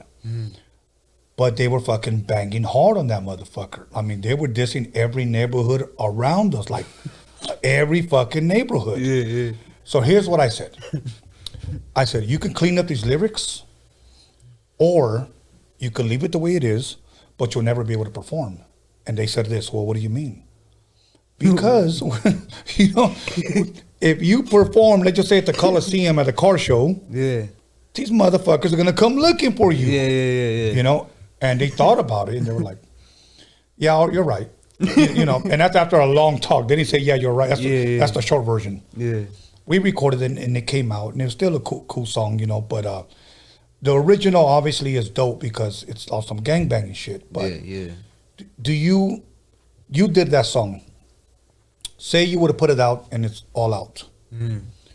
You always take a chance on repercussions, going somewhere, performing, and those neighborhoods or whoever you might have dissed shows up. You know, that is one thing that I always encourage a lot of young Chicano rappers to stray away from. But they tell me, I'm active, I'm from the hood, you know, this is my shit. And I believe me, I get that. I get that. And I understand that. And I got love for these guys, but I always tell them, look, bro, you don't want your show to end with gunshots. Because it will. It will. Know? And I'm actually pretty lucky in a sense because my probation officer made me take it down, you know? He was the one that told me, oh, you know, like, you got to take all that shit down, you know what I mean, or else you're going to jail, you know? And, well, I took it down, and it actually helped me grow, you know what I mean? Because people weren't just like, oh, you know what I mean, he's just going to rap about his hood, you know what I mean? That's all I'm hearing. And in my earliest videos, that's all I was saying in a sense, you know what I mean? Like, I'll throw in my neighborhood one way or another in one song, you know, and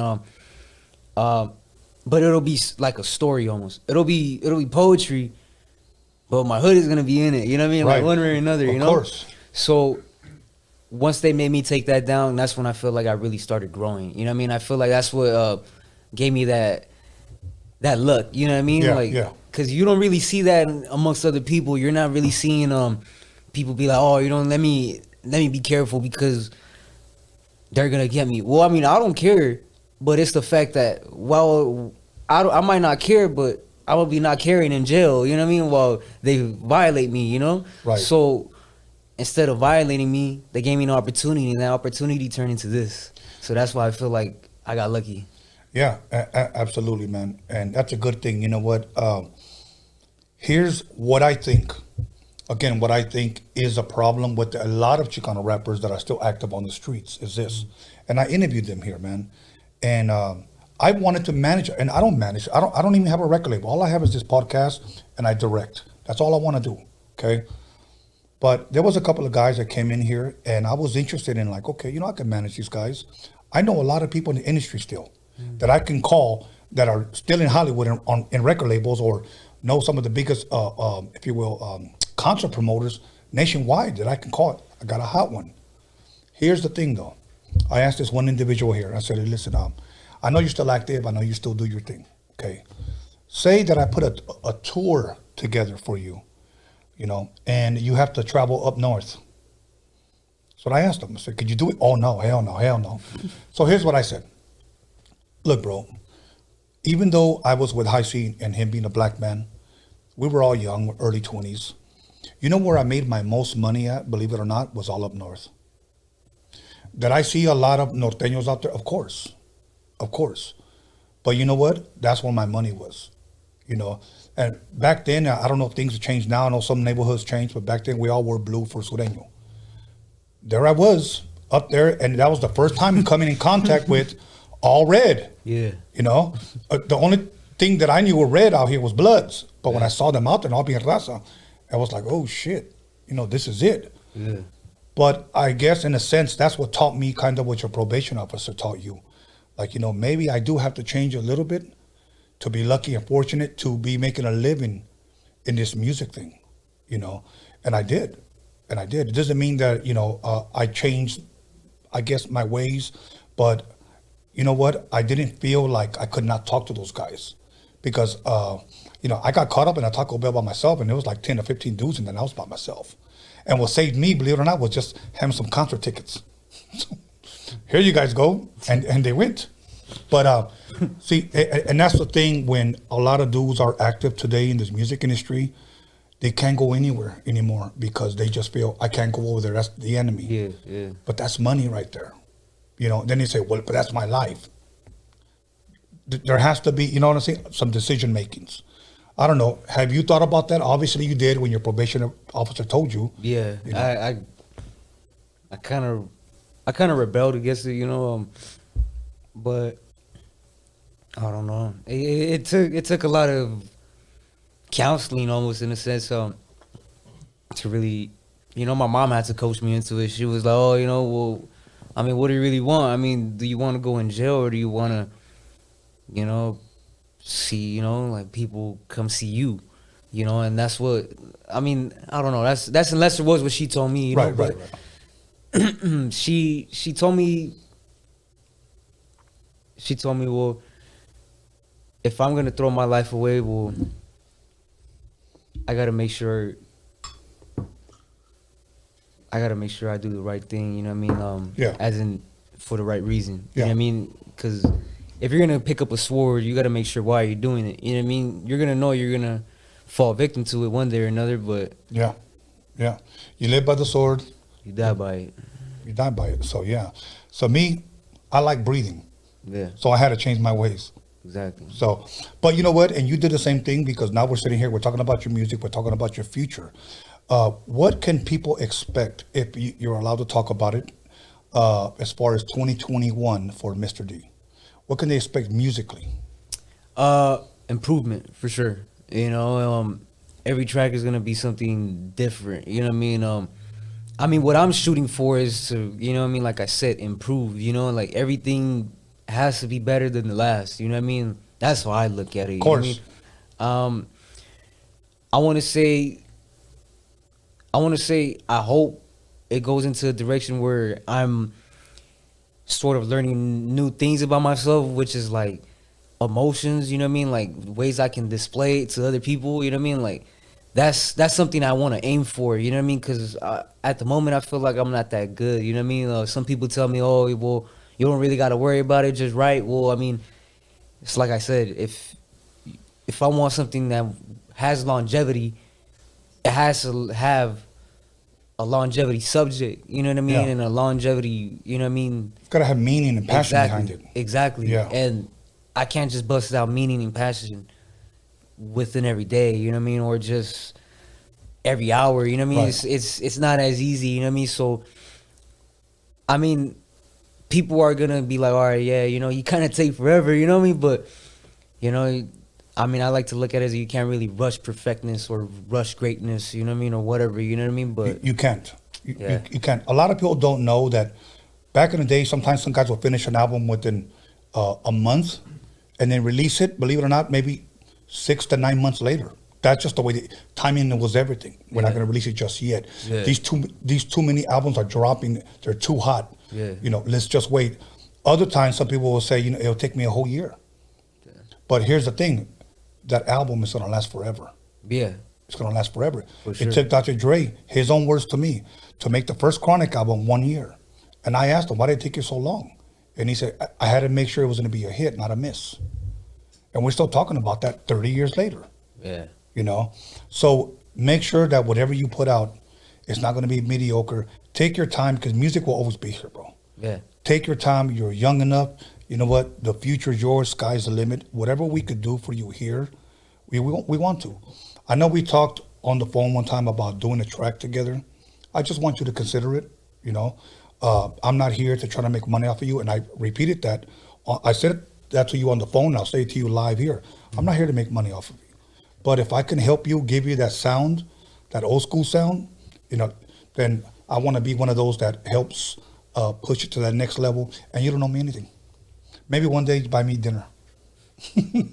A hamburger special. So, but, and you already know what we talked about and who I would want on there. Yeah. So, and we don't have to tell nobody. So, but other than that, so new music 2021, and eventually it'll be on all platforms, you know, your YouTube or whatever. I know your Instagram has been up on there, and people can follow you there on Instagram. Do you have any other platforms other than Instagram? Not at the moment. Just YouTube and Instagram. That's it. Have a lot of people hit you up for features? Yeah. Okay. Now let me ask you this. Maybe you have, and I don't know. Have you appeared in any of them? No. Okay. Now, answer why. I mean, I've heard some close friends ask me, you know what I mean, like that rap, you know what I mean. They told me, but I don't know. I mean, I want to give them an answer. For them specifically, I'm not sure. But for everybody else, I'm sort of saving into like to the point where I'm actually worth something and I can charge them something. You know what I mean? I'm not just gonna throw something and it'll turn something big and then I don't really get much of it. You know what I mean? That's the thing I worry about. You know what I mean? Because, you know, maybe I find a good artist and that's pretty hard to find them, you know? But if I do and I want a feature, it kind of just, I don't know, it just kind of, it gets difficult. You know what I mean? Like maybe we could work things out, you know what I mean, to pay it off, whatever, and say we do put it out. Well, somebody's going to be making more money than the other one, you know what I mean? And then that turns ugly, you know what I mean? It's always about the future, you know what I mean? Like that's the thing, you know, you always got to think about, you know, like the 3 steps that are ahead of you, you know what I mean? Instead of the ones that you just took, you know? Okay, you know what? And I'm going to tell you something. I'm glad you said that because today we have so many albums or EPs out that it's more like a compilation. Exactly. Because say I was a rapper and I tell you, man, I got this guy, I got this guy, I got this guy on a verse, I got this guy on a verse. And then that was not even my album. And what happens is with a lot of young talent like yourself, a lot of guys will shoot you, you know, 50, 60 bucks for a verse. And you're on everybody else's song. And believe it or not, you played yourself out before you actually even made it in the industry. Yeah. Don't do that. Exactly. Yeah. Let me encourage a lot of you guys out there, especially a lot of you Chicanos out there. Don't do that. Here's my thing. You've made your noise by yourself. By yourself. That tells me right that you could do an EP, you could do an album by yourself, and that motherfucker will still bang. Okay. That's what I am. I'm aiming for that. You know, I want to do it solo, you know, because that's what people want to hear. You know what I mean? They don't want to hear someone else, you know what I mean? Right. And they haven't even heard a song from me yet. Right. So I don't plan on doing anything like that yet. You know what I mean? Because I want to produce something which is a song first with just me on it. You know what I mean? Because that's what I'm lacking at the moment, you know? You mentioned like guys like Run DMC. You mentioned people like Houdini. You know, you mentioned a lot of old school artists. I challenge you guys on their first albums. How many of those old school artists had features? Like people rapping on their shit? None of them. They made noise on themselves. I would like to try to bring music back to that, where I don't need to ride off of somebody's coattail. Yeah. Like, man, if I could just get so-and-so on my record. You know, if I could just get Too Short. If I could just get Snoop, I'll blow up. Yeah. And that's how a lot of guys think. My thing is that if you can't pull your own weight, and believe me, I'm not trying to discourage anyone, but maybe you shouldn't be rapping. Exactly. Honestly, maybe you shouldn't be rapping. It's just like bodybuilding in a sense. You know what I mean? Well, instead of like physically doing it with your body, you're just doing it with your mind. You know what I mean? That's how I see it too. Or a lot of guys get that shit shot up. You know what? You earn your body. Yeah. Okay. Exactly. For those of you that work out, summer bodies are made in the winter, so that's why you got to get your workout on right now. Yeah. So, but yeah, man. Other than that, let me encourage a lot of you youngsters, females and males. You know what? And try releasing an album that has no features. I want to challenge you guys. Try releasing an album with no features, and let's see how far that takes you, because your talent should be able to carry you. I always tell people, if you're going to dream big, but make sure that if you're going to dream, have some talent to back up that dream. Exactly. And because anybody can dream, you know, I could say I want to be an astronaut, but maybe I'm not good at school. Maybe I'm not good at math. Maybe I'm not good at, you know what I'm saying? I got to be real with myself. So maybe I ought to just get a job at Subway. So yeah. I'm just being sarcastic, bro. But now, other than that, we got some things we got to promote, right? Oh, yeah. Okay, go ahead. Fucking, damn, my bad. I zoned out for a second. But, so I want to give a shout out to the homies from Roots and Buds real quick. Just a couple of people that sponsor me. And Let me see one real quick. Roots and Buds, and they got an Instagram, correct? Yeah. Okay, Roots and Buds, and let me see.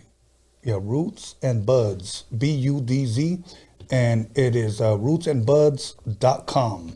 And also they're on Instagram. So, and now what's in this little magic box? It's a pre-roll. Okay, it's a pre-roll? Yeah. Is it any good? Hell yeah, it is. Smoke like 2 of them right now. Hell yeah, I saw you. This right here, this is owned by the homies right here. Okay. This is from the neighborhood right here. Okay. Oh, we can see it. Bam. And what's this called? Splash Essentials. Splash of Sin. Oh yeah, this is Banana Kush. So what is it? If you rub it on, do you get high, or what is it? Nah, I wish, but honestly, different flavors, huh? Yeah, different flavors and different scents. Hell yeah. But this pretty much right here works like magic. I swear to God. Yeah, it do. Okay. I have one of these right here, this container right here. Okay. What's that? Is that a mazapan? Yeah. No. Here. Bam. Okay, let me see. That's a muscle rub. So if you have muscles, you rub it on your muscles. And remember, muscle shirts are only for guys that have muscles. So anyways. So you can buy that where? You could get it from the homie's Instagram. It's the same name right here. The same name on the Instagram. Splash Essentials. Splash Essentials on Instagram. Once again, Splash Essentials. I'm gonna throw some of this on tonight. It works like magic. I'm telling you. I swear to God. For real? It's great. Does it give you that sexy glow? I don't know. I mean, I put that on and I was like, damn. I felt like I was. I don't know. Like I was shot or something. I was like, on morphine. I was like, damn. This is working real good. It's just. I don't know. I really called it like magic in a bottle. You know what I mean? That's like I told the homie. You know what I mean? Like that's a dope name. For real, huh? Yeah, magic in a bottle. See, this is like magic in a bottle. After drinking this, you want to fight the whole neighborhood.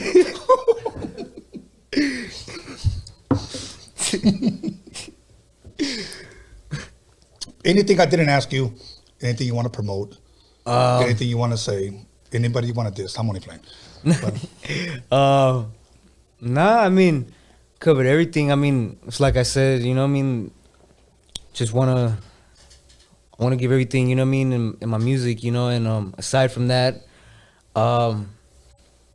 just want to thank everybody, you know what I mean, for supporting me, I appreciate everybody, you know what I mean? I want to thank the opportunities that I'm given, you know what I mean? Even though I don't take all of them, you know what I mean? I'm just thankful for even being offered, you know what I mean?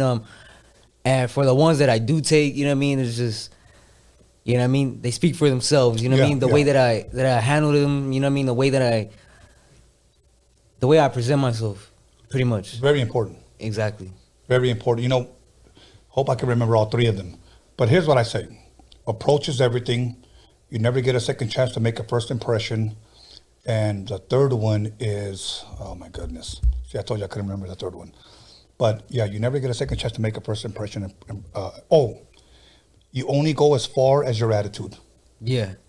You only go as far as your attitude. You could be super dope, but if I could put it frankly, if you're a fucking asshole, people are not going to want you around. Yeah, yeah. And most people think that's what people want. You know what I mean? Right. But damn. It's not like that, man. Yeah. It's not like that at all. You know, believe me. So, you know what? Take that into consideration. Approach is everything. You don't get a second chance to make a first impression, and you only go as far as your attitude. These are things that I live by, things that I applied to myself because, you know, when I was younger, I wasn't always the nicest person. You know, I was a person that was always full of anger, a person that was a fucking asshole. Yeah. And then I understood why people didn't want me around. So I had to change my ways. I had to check myself, you know. I had to work on me. And then when I came back, I was a whole new other person. Honestly, only because, and I give credit to God, I had to spend time in the scriptures, reading and allowing God to shape and mold me to be the person that he wants me to be. And that's why I truly believe that I've been blessed to be a blessing. So I want to bless others. I want to bless you. Like I said, I'm not in this to get rich. You know, nobody's going to get rich off of a podcast. Nobody's going to get rich off of a documentary. Yeah. You know, so if I can help, that's all I want to do. So other than that, one last question, because I see nothing but positive comments, positive remarks when it comes to you. Do you ever receive on your page or on your YouTube page hate? Well, yeah, of course, you know, like just like everybody else, like that's one thing I wanted to tell everybody, you know what I mean? Like that's watching this, at least I'm just like everybody else, you know what I mean? Like, yeah, I might get a lot of positive things, but there's a lot of things people don't see that I do see, which is the negative side, you know what I mean? Right. Which will be, you know what I mean? Like some people would just be talking shit about, you know what I mean? Like the obvious, you know what I mean? Like that I'm a Southerner. You know what I mean? That's the first one that comes to mind, you know what I mean? Like when it comes to talking shit, you know what I mean? It's like, but some people from up north, they did show love, and that's what trips me out. You know what I mean? Like, and I did ask like one or two of them, like, hey, you know, like, you're really from the north? And they were like, yeah, fool, like, you know, and they started showing me like fucking, you know what I mean? Like their hood photos, you know what I mean? And I'm just like, what the fuck? Like, that's crazy, you know? They're like, yeah, fool, you know, like, I don't give a fuck, you know what I mean? Like, you're dropping some real shit on a beat, you know what I mean? Like, you know what I mean? Like, I don't really give a fuck, you know what I mean? As long as you're saying some real things on a beat that sounds real tight, right? That's all that matters, you know what I mean? Like, it doesn't really matter where I'm coming from, you know what I mean? Or what my views on, like, a certain person will be, you know what I mean? As long as I'm doing something that they like, they'll support me one way or another, you know what I mean? Right. But I do definitely get some hate sometimes, you know what I mean? Just, you know, aside from that, they'll just be talking shit, you know what I mean? Like, from me just still being, you know what I mean? Like some 90s, you know what I mean? Like some 90s poster child, you know what I mean? Like, that's pretty much it, you know? Aside from that, nobody really comes at my lyrics or nothing. You know, I want our people, when I say our people, our Raza, to look at this, okay? We look at Biggie. It's funny how Biggie being a black man from the East Coast, okay? You notice that we never say, we don't like that fool, he's from the East. Yeah. We don't say that, we like his shit. Yeah. Okay? Yeah. We look at groups like, or rappers and groups like Spice One, Tupac, Digital Underground, Too Short, E40. They're from up north. Yeah. They're black, but we listen to them. Yeah. But as soon as a Chicano from up north starts rapping, you know what we say? Hell no. Nah, hell no, we can't listen to that shit. Yeah. But we have no problem listening to the other. And I always think to myself, why is that? I mean, the obvious, you know, the politics, you know what I mean? Yeah. I mean, personally, I've heard a couple songs from Northerners, and they're not bad, you know what I mean? Like, some of them are pretty tight, you know what I mean? But some of them, you know what I mean, it is what it is, you know what I mean? But the ones that, you know what I mean, like the ones that I came across they weren't on that gangbang shit, you know what I mean? It was, the dude was from, you know, he was a Northerner. But he wasn't rapping about it, maybe? He wasn't rapping about it. It was more like, damn, what do you call it? Like, it was like what I was doing, you know what I mean? But it was on their side. Right. You know what I mean? It was some dude named Tony B. You know what I mean? Like, that dude, he was pretty tight. You know what I mean? Like, right. You know what I mean? Like, dude writes poetry type stuff. You know what I mean? And that's what I like. You know what I mean? I like music. You know what I mean? Like, when it comes to music, I look past everything. I pay attention. All right, if they're talking shit, then they're talking it. But if they're actually rapping or whatever, doing their thing, then I'm gonna take a listen to it. You know what I mean? Because that's how I am. You know what I mean? You know. Say a promoter tells you, "Hey man, I got you a tour. You're gonna make, hypothetically, you're gonna make $100,000 on this tour. Yeah. You're gonna do 30 shows. You're gonna earn this much money. But we're gonna start up north and we're gonna be up there for 2 weeks, and you're gonna do 6 shows up there. Would you go? Yeah. Okay. That's it. I don't need to ask you anything else. Most people have said no. Nah, I'm personally, I'll go because the people want me to go. You know what I mean? Yes. I don't really care if something happens along the way there. It was probably my fault because most people there are gonna expect a reaction from me. Yeah. You know what I mean? So if I react upon whatever they're doing, then that's gonna be my result. You know what I mean? Like, I'm gonna be on the paper, you know what I mean? Or I'm gonna be on the news, whatever, But the thing is that if people request me somewhere, then I have to go, you know what I mean? Regardless of it, you know what I mean? I'm not gonna turn into a shadow just because a couple, like 30, 40, 50, 60, 80 people don't like me. Comparing to the thousands that are probably gonna be there or support me, that's different. You know what I mean? Like, you can't fight. You can't try to fight it like that. You know what I mean? Like, that's to me personally, that's just not really looking out for the supporters. You know what I mean? You know who's going to be your biggest supporter? My family. Number 1. Number 2, girls. Definitely. Because I know they're already on it. I know they're already on it, okay? So you ain't even got to tell me, homeboy. No, I know. I met a couple right there in San Diego. They came from Linwood, Oh, yeah. I want to give a shout out to them and thank you for that. They came out of nowhere, They told me, they were like, "Hey, what's up?" Like, came from Linwood, to see you perform, man. I was like, "What the fuck, for real? That's what's up, And I just kept chopping it up with them, and fucking, it just kept dwelling on my mind, and like, people travel sort of a far distance, you know what I mean? That's the farthest that I know someone came from me, but when it came to that, like, I just couldn't believe it, it was just people actually support me, that's what throws me off every single time, like it's a humbling experience, and I'm gonna tell you why.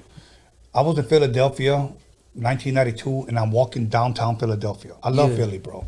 I've been going to Philly for years, and I'm walking downtown, my album just dropped maybe a couple of months prior, and I see a guy say, "Hey, what's up, Tony A?" Like, what the fuck?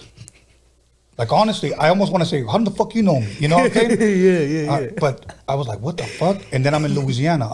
I went to Baton Rouge and then New Roads, Louisiana. And we were there for about a week, chilling at LSU. We were just out and about. Yeah. And I'm in a van in the middle of fucking nowhere in a fucking dirt road.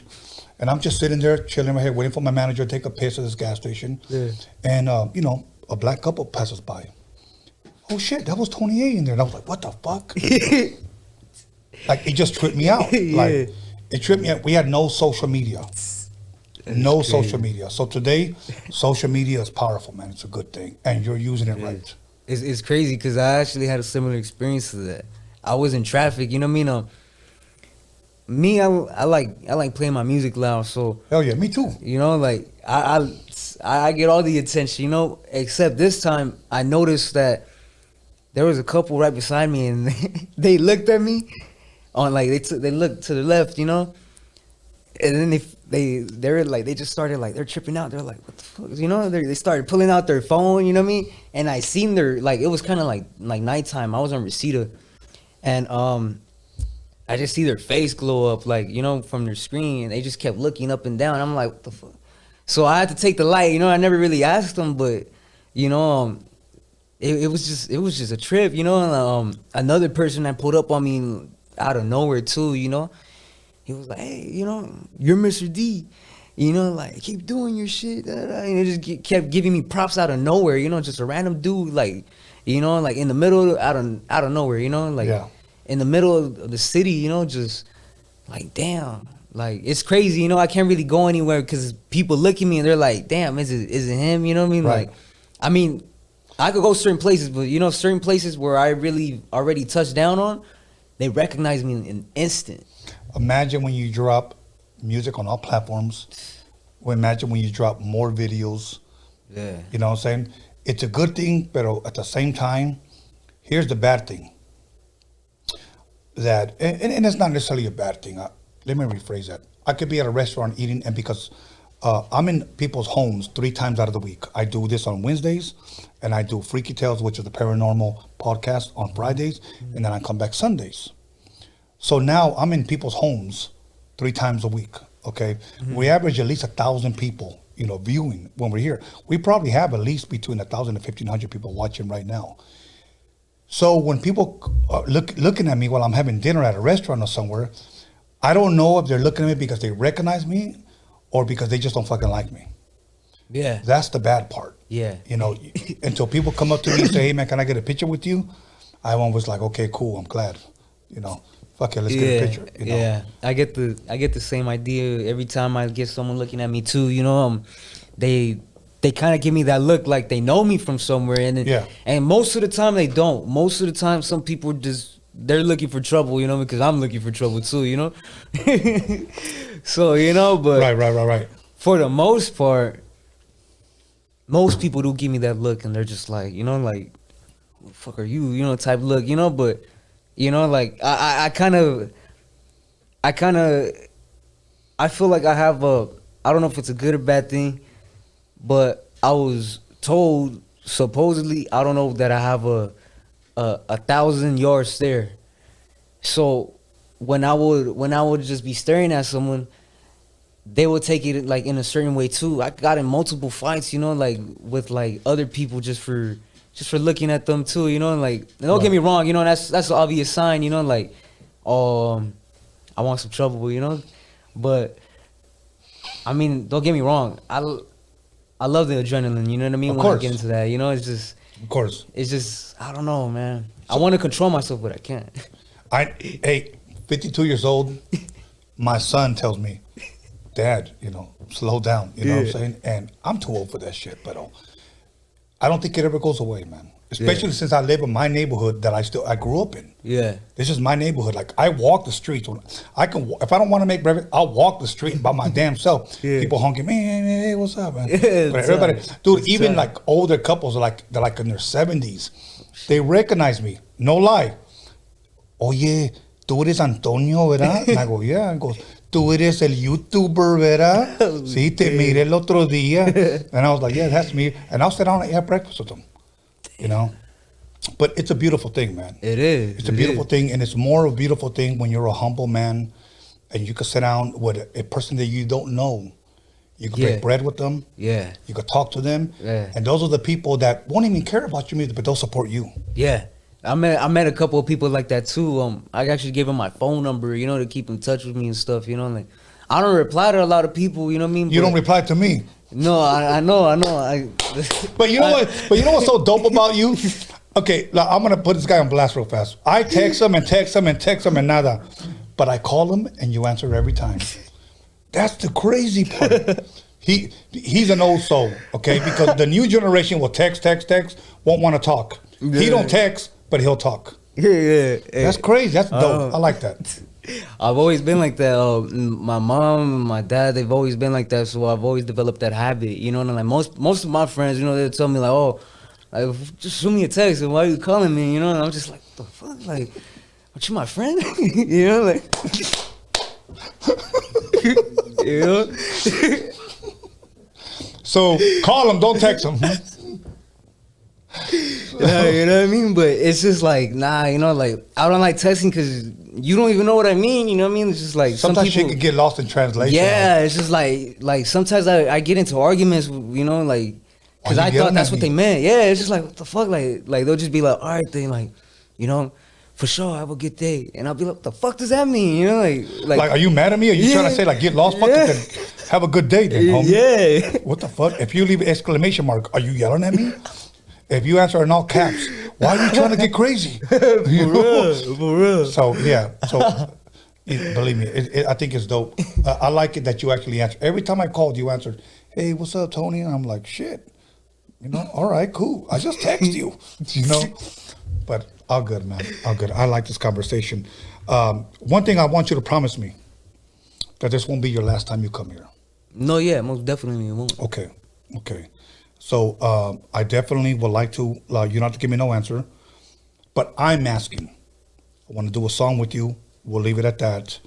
You already know my ideas. We shot our ideas already, and we'll go from there. I don't rap, so I just produce. So you know what I'm saying. So other than that, there was something I was gonna ask. Pero too much tequila. When's your birthday, if you don't mind me asking? It's on 6/13/2000. 6/13. March 28th, 68. Shit. I'm about to be 53 years old. So. Damn. And you know what? I love fucking working out still, bro. For real? I love fucking working out, dude. You know what? I used to fight. I used to box and everything. But I let all that go. Once I started picking up rap, starting, getting deep into the streets. But I used to box. I used to do Muay Thai. Hey, trip out. There's a couple of people from my gym who recognized me too, cause Fools Gone Wild had posted me, and like I was rapping in my neighborhood, and that's on the funk beat, and my gym partner wrote in the comments. He burned me out though. He was like, he was like, this dude used to come in my gym with long socks. And it was a Muay Thai gym, you know what I mean? So sock check, boom. Yeah. He was just fucking clowning, you know what I mean?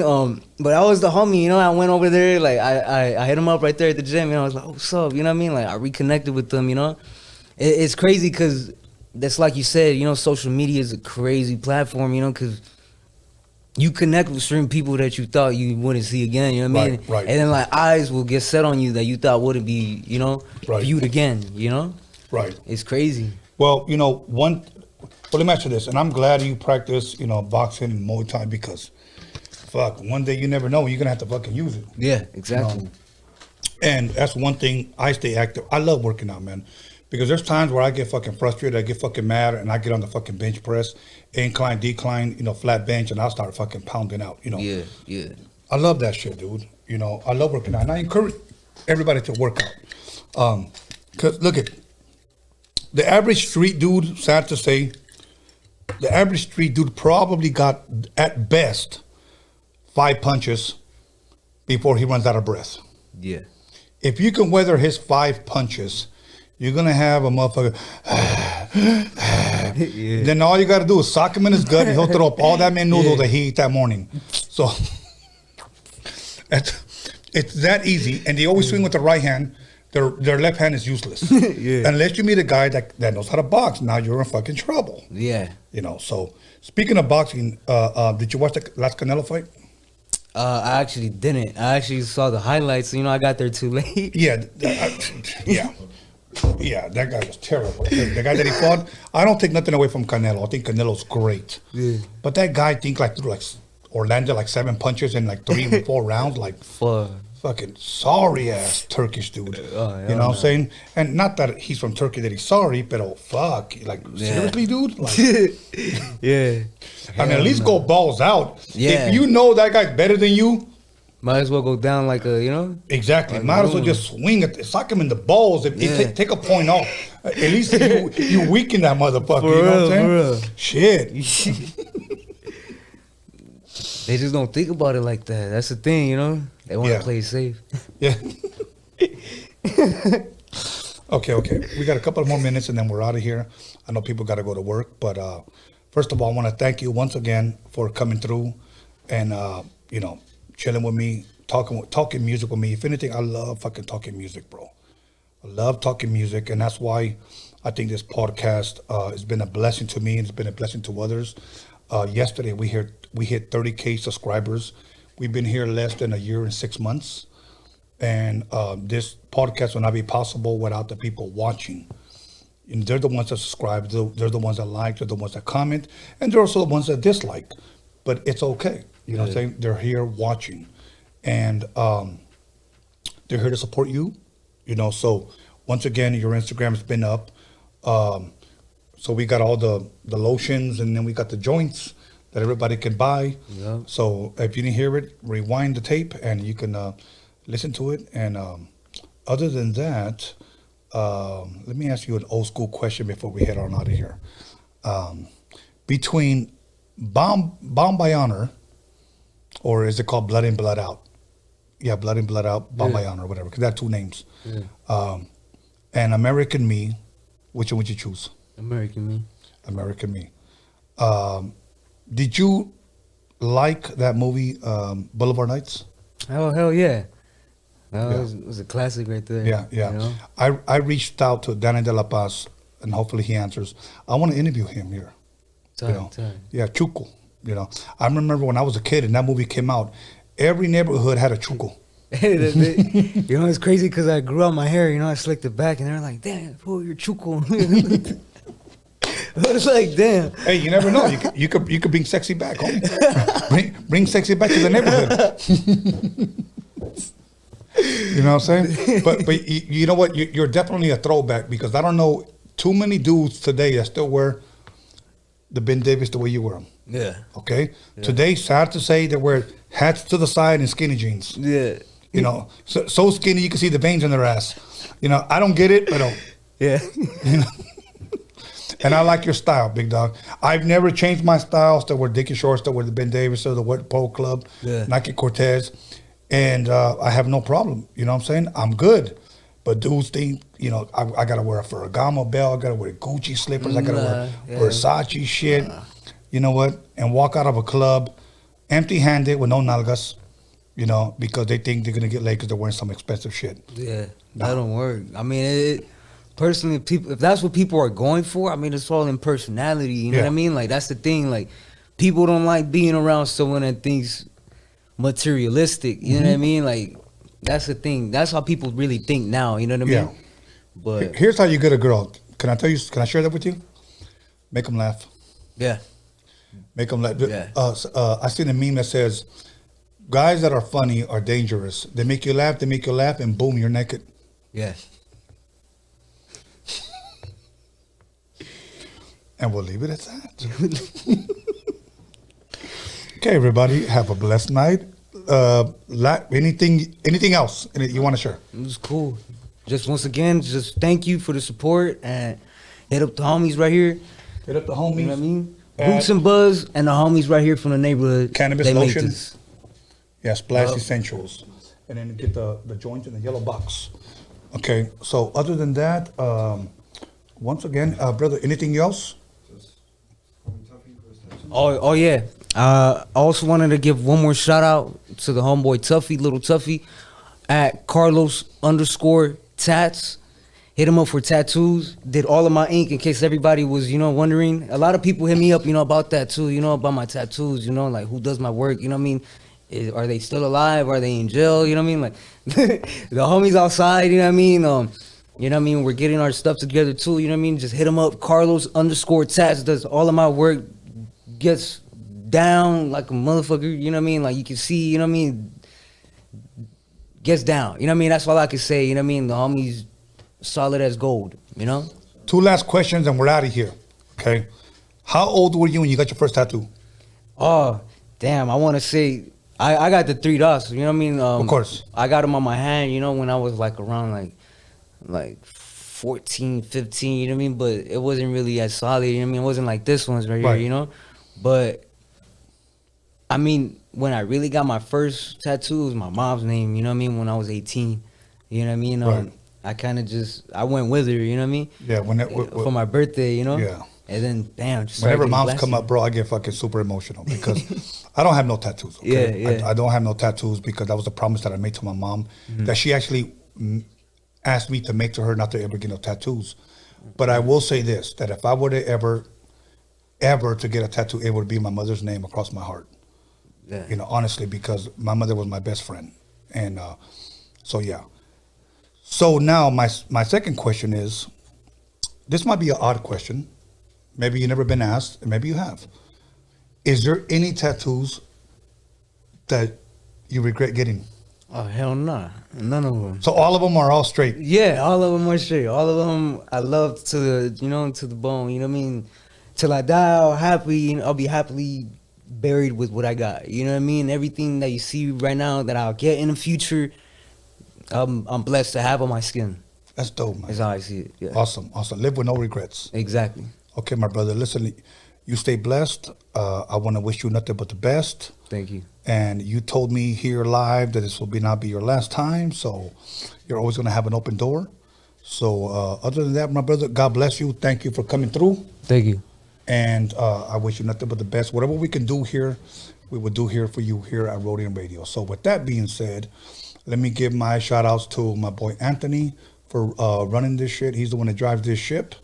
My boy Alex Cervantes Enterprise. If your car is fucked up and it needs to be fixed, hit up Alex at 81, if I'm correct, on Instagram. Hit him. If your car is fucked up, like if you're driving a bucket and it's backfiring, hit him up. If you need an oil change, cool. If you need like your spark plugs or whatever, if you need air in your tires, hit up my boy Alex Cervantes, okay, at 81 on Instagram. Let me give a shout out to my boy, my son B. Scanless, for helping me promote this. And other than that, if I didn't mention you, it's because you probably didn't deserve to be mentioned. And once again, shout out to Mr. D. Mr. D, make wise decisions, my brother. You're about to blow. Okay? You're about to blow. And you don't even have any music out there on all major platforms. That's the dope thing. You got a street buzz, and the streets are going to look out for you, my brother. So, Raza, stand up. Let's throw our brown fist in the air. And that's how we're going to end our night. God bless you guys. See you guys here Wednesday. One last thing, Anthony. Hold on. One last thing. Wednesday, I have a very special guest on FX TV. On FX TV, there's I think it's 4 or 5 part series, a show called Hip Hop Undercover. Make sure you guys watch that, and I'll tell you why. My boy Rashidi Harper is the director of that series, Hip Hop Undercover. He will be here Wednesday. So the director of Hip Hop Undercover on FX TV will be here Wednesday, and he'll give you all the scoop on that. So make sure you guys watch it before you guys get here. We're going to be taking calls. So if you guys want to call and ask him any questions, yo, it's going to be a blessed night. Mr. D, God bless you. God bless you guys. Throw the brown fist up in the air. See you guys soon Wednesday.